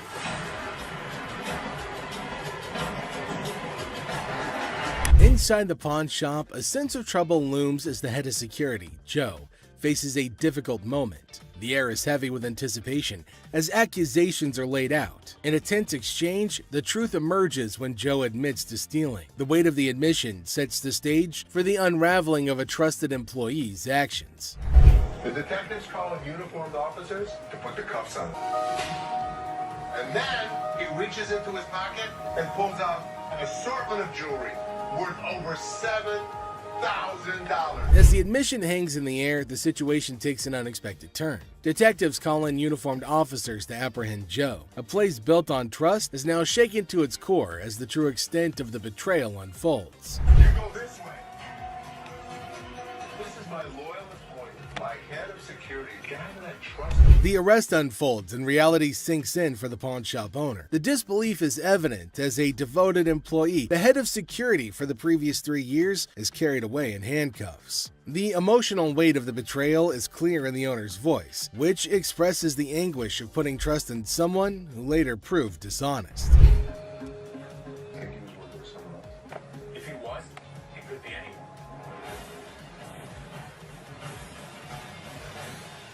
As the scene unfolds, questions linger in the air. The owner ponders the possibility of Joe working with someone else, leaving the situation shrouded in uncertainty. The aftermath of the betrayal raises concerns about potential accomplices and adds another layer to the unfolding drama. The final seconds leave the audience in suspense, contemplating the true extent of the security guard's actions. Are you her customer or mine? I'm talking to you. Come on. This lady got so irate because she wanted to be next in line. She wanted to be first. She felt that she was the most important out of every customer. You're next in line, so let me be right with you. Okay, well, come on. It doesn't matter. What the are you? You're not the police. I can talk to whoever I want to talk to. What are you going to do? You already know. In the opening scene, Ashley is at the counter with a lengthy line of customers. A sudden disruption occurs when a black woman attempts to cut in front of everybody else. Ashley confronts her, asking, "What are you doing?" The woman becomes upset, but Ashley firmly asserts, "You can't do that stuff here." Goodbye. Come back here. Let's talk right now. Take the receipt. What would you like to do with it, ma'am? I want to pay. Well, you have to go to those windows. No. I come to this line any other time. Not at this window. Okay, well, I'm not going to stand in the line. In the wrong line. Get in the other line. And I'm not going to get in another line. I'm going to walk straight up to the damn window. We won't take you. The woman continued standing in line at the counter. Les approached her, inquiring about the situation. She explained that she wanted to pay, but refused to move to the next window. Les informed her that in the pawn shop, crossing others in line isn't allowed, emphasizing the importance of waiting your turn. Here of you. Well, y'all just told me to See this lady here? All the other customers. Okay, and I always come to this line. I'm sorry. You have to stand in the other line. Okay, well, I'll be back before y'all close. You can do whatever you want in this line. She can't. Can't wait your turn. We'll be back later. Following the interaction, the woman eventually complied and moved to another window. Les, taking action, instructed the workers at that window not to accept their payment. He firmly directed the woman to wait in line like the other customers, reinforcing the shop's policy on fair and orderly transactions. Thank you, sir. Thank you. Thank you. Thank you. Yeah, jackass. Take your bitch. Take yeah, that's you. And get it to you. You make me. We don't, Sir, we don't want please. this. You can take this stuff. Sir, listen. I don't know what the problem was. As the interaction begins, the customer expresses gratitude, but the tone takes an unexpected turn. Tensions rise as the customer's language becomes confrontational. The shopkeeper, addressing the situation calmly, refuses to tolerate mistreatment. The dynamics shift from appreciation to conflict, showcasing the challenges of customer service in a brief yet intense moment. Came in here, tried to spend my money is what I did. That's what I did. Okay. And come instead of trying to come in here, I'm not even talking to you. I need a liver transplant. Why? Seriously? They didn't even look at these cards. Sour Patch Kids. The narrative unfolds with the arrival of another customer, visibly intoxicated.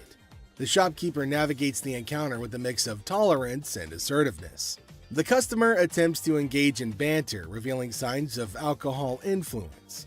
The shopkeeper, unswayed, maintains composure and subtly addresses the situation, highlighting the challenges of dealing with individuals under the influence. I'm not even out here trying to get this $30. Not paying on my. $50 for that.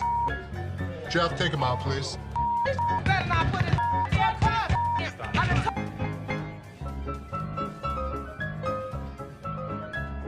How would you? Man, what the?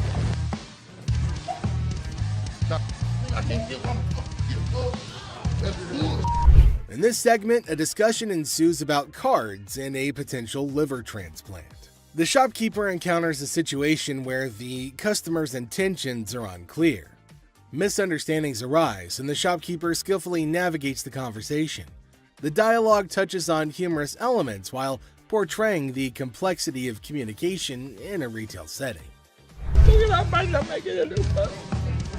What, is it, ma'am? Is it? I don't know. You tell me. Man, come on, you the dude with the ponytail? The wife's racking my nuts on the telephone constantly. Two earrings in your ears. Does it matter? Just take it off, put it with mine a little bit, let it get a little bit more weight to it, and go ahead and give me my money. Does that make sense? Right this way. Man, you can't come back. Damn this! Go out my way now! One of y'all touch me! I'll break this. I'm more than happy to go to the ends of the earth for you. When you come in like an ass, you be walked out like an ass. The scene takes a surprising turn as the atmosphere shifts. The shopkeeper reassures the customers that, despite challenges, the store is dedicated to going the extra mile for them. The encounter, starting with tension, concludes with an assurance of excellent service. This final part encapsulates the roller coaster of emotions within a brief time frame, showcasing the highs and lows of customer interactions. You just walk today? Man, how you doing, brother? What's the deal on this TV here? This TV right here is $400. $400? Yeah. I was in here 2 weeks ago, sold you this mother for $90. Now you gonna ask me $400 for it, man? In the electronics section of the store, a customer named Robert engages in a conversation about a TV with the store employee. The casual tone sets the stage for what seems like a routine interaction. The customer questions the TV's price, sparking a humorous recount of a previous encounter where he claims to have purchased the same TV for a lower price. Are you kidding me? So you're making a $310 profit off me? Bull, man. Can I help you? Who are you, man? I come in here 2 weeks ago, just like I told this Gentlemen. do something with your hair, man. And then y'all gonna sell it for $400. You gonna make that much profit off me? As the dialogue unfolds, the customer expresses dissatisfaction with the marked up price, claiming the store will profit significantly from his purchase. A manager steps in, attempting to resolve the situation.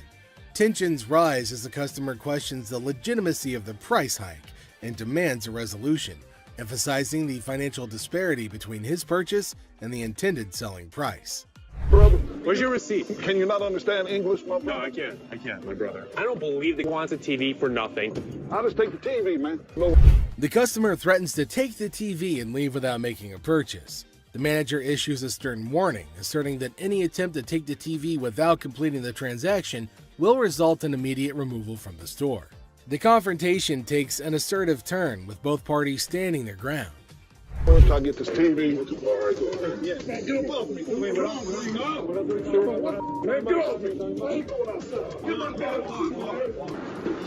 My damn shoe, player. You got my shoe. You got my money. It's Jordan. This guy was acting like a total baby. He wanted attention and he got it. Despite the warnings, the customer decides to leave the store, expressing discontent with the entire experience. He accuses the store of mistreatment and vows never to return. The situation concludes with dramatic flair as the customer exits, leaving behind a sense of dissatisfaction and a promise never to return. How are you? I'm good. How are you? Well, actually, I'm not doing so good. No? My grandma just passed. I'm sorry. I was like hoping to. Okay, so whose ring is this? My grandma's. Oh. So you want to just pawn it, right? Because you want to be able to get it back? Yeah. Okay. Do you have anything else? It's not real. What you mean it's not real? It's not real gold. You saying that basically y'all sat up here and waste my time talking to you? You don't waste your time. If you have a TV, you can pawn your TV. What the f*** I look like finding my TV? Do you have a TV? I need to speak with somebody else because you irritate me flat out. It's acting really erratic, and it's making me really nervous. Lower your voice. Don't Lower your tell voice. me Lower what to your do. voice. Don't Lower put your voice. finger in Lower my your face. voice. Lower Don't your put voice. your You got finger. me. Ashley breaks the news that the ring isn't real. The person gets upset, saying it's not fake. Ashley suggests pawning a TV instead, but he questions why he should. Despite Ashley's efforts, the man gets angrier, repeatedly telling her to lower her voice. Ashley asks him not to point fingers at her face, but he ignores her. I'm trying to help you solve Like your this, issue. lower your voice. The next thing I know, this guy snapped. Lower Don't your tell voice. me Lower what your to do. voice. Don't Lower your put your voice. finger. You got me up. No, let's go. Let me go. Let me go. On the ground. On the ground. On the ground, mother. Next up, we've got this episode where a heavily muscled individual made his way over to meet Les to complain about equipment he got from the store that got busted. Somebody bought this. This piece of junk I bought in here just a couple days ago. It don't work now. It's broken. What is it? Little ab lounger I bought here, man. Workout. In the midst of the pawn shop's hustle, a burly customer approaches Les with a complaint. He's upset about a busted piece of exercise equipment, an AB lounger purchased just days ago. Les, sticking to the store policy, explains that they can only provide an exchange, not a cash refund. Tensions rise as the customer vehemently rejects the idea of an exchange, demanding his money back. They can only hand over another item in place of the faulty one. If you had the receipt, I could give you an exchange. I could give you some. I don't want an exchange because it's probably going to be some again. How about you just get my money? As the disagreement escalates, the customer insists on a cash refund, dismissing the option of another item. Les faces a dilemma, stuck between policy and customer satisfaction. The clash intensifies as the customer becomes forceful in his demand for a monetary refund, setting the stage for a heated confrontation. Les could match him word for word without fear. Better be some money. Or what? Or what? There's going to be a problem. How about What that? kind of? Les, accompanied by his trusty companion Byron the Snuggle Bear, stands his ground. The customer challenges Les with threats of problems if he doesn't comply. Unfazed, Les maintains his position, asserting that the store's policy is non-negotiable. The heir becomes charged with confrontation as both parties refuse to back down. I don't need it. As things got super heated between Les and the customer, Byron tried to step in to calm the man down. As the situation reaches a boiling point, Les and the customer engage in a verbal showdown. The customer grows increasingly forceful and Les warns against physical contact. Byron attempts to mediate and calm the customer, but his intervention takes an unexpected turn, adding a new layer of tension to the already heated exchange. Really? The confrontation takes a risky turn when the customer, ignoring Les's warnings, attempts physical contact. Byron, in a misguided attempt to intervene, escalates the situation further. Les stands firm for marriage, using customers' words against her.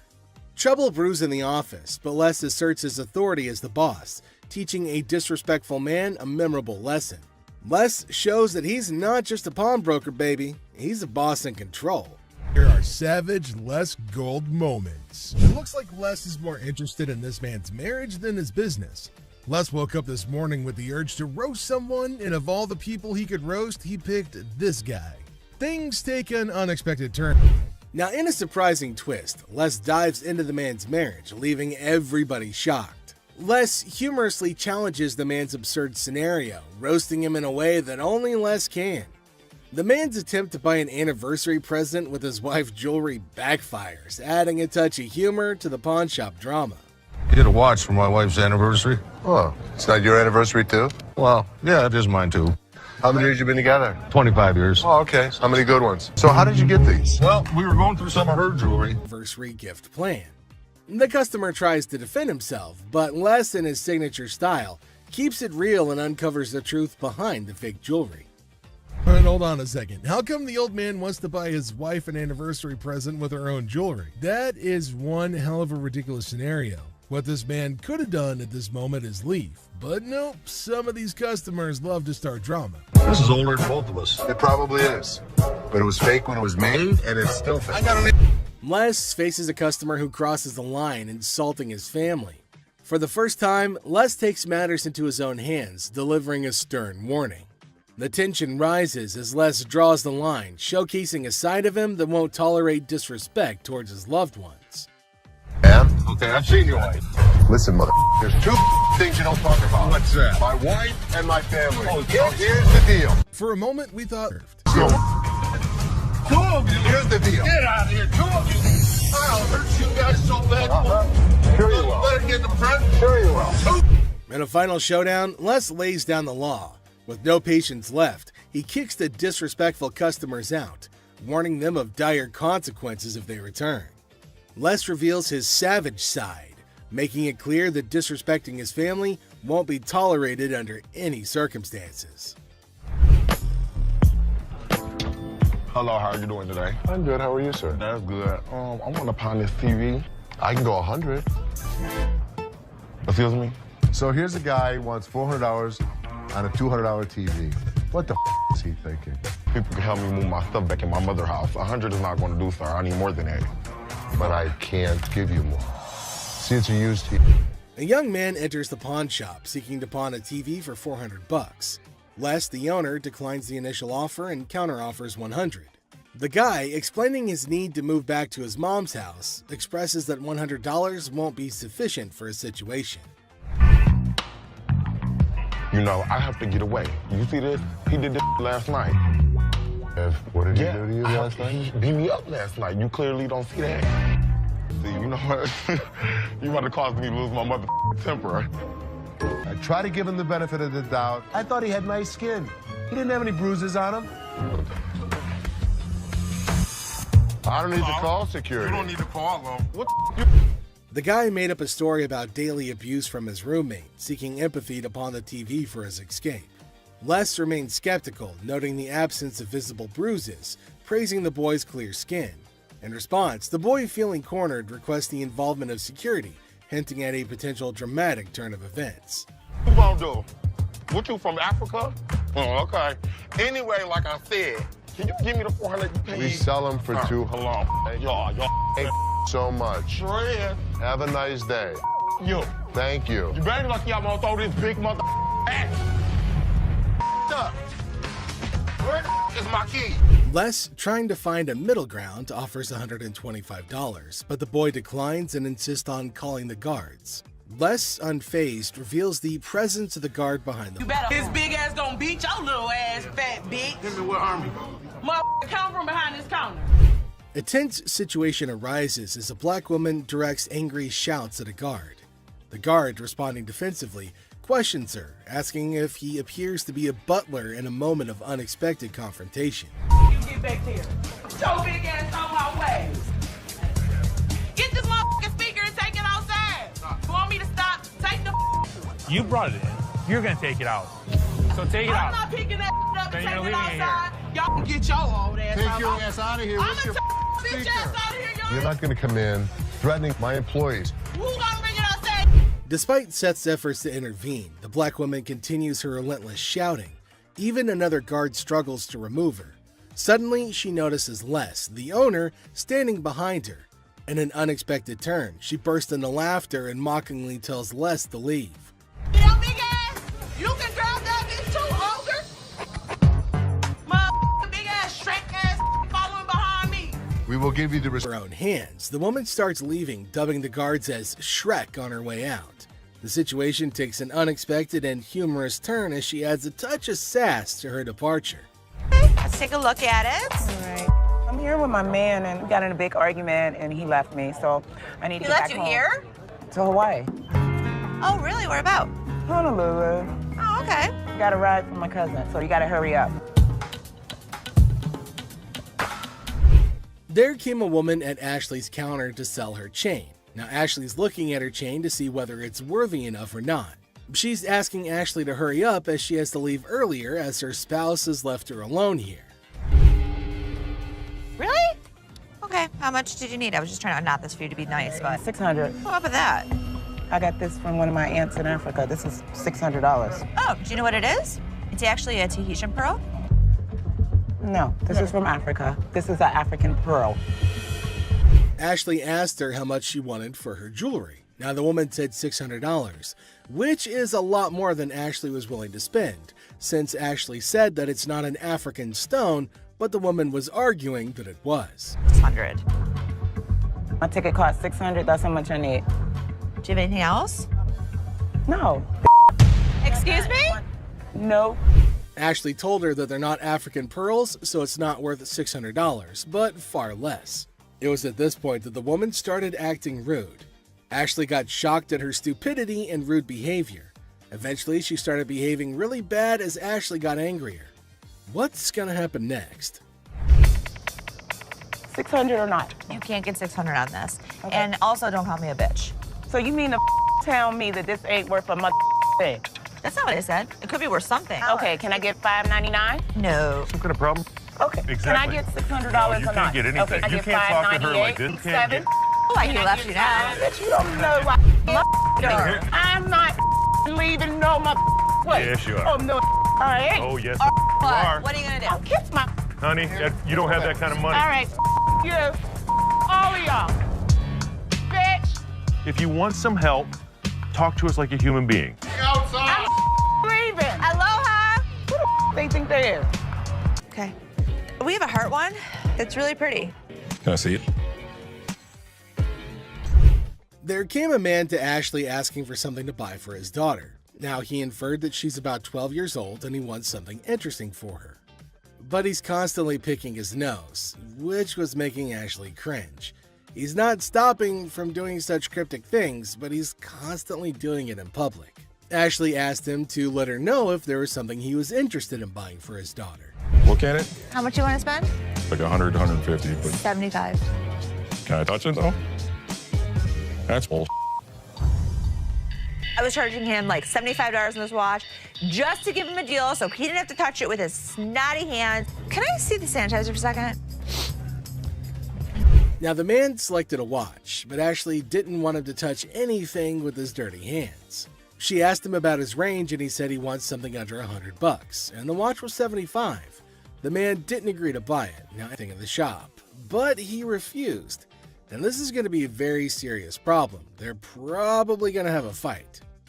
Ashley got angry and asked him to leave despite no deal. She just wanted him gone. She didn't care for the deal or profit, but just getting him out of the shop. Well, then came the guards who made sure that he left, and Ashley used sanitizer everywhere on everything that he put his hands on.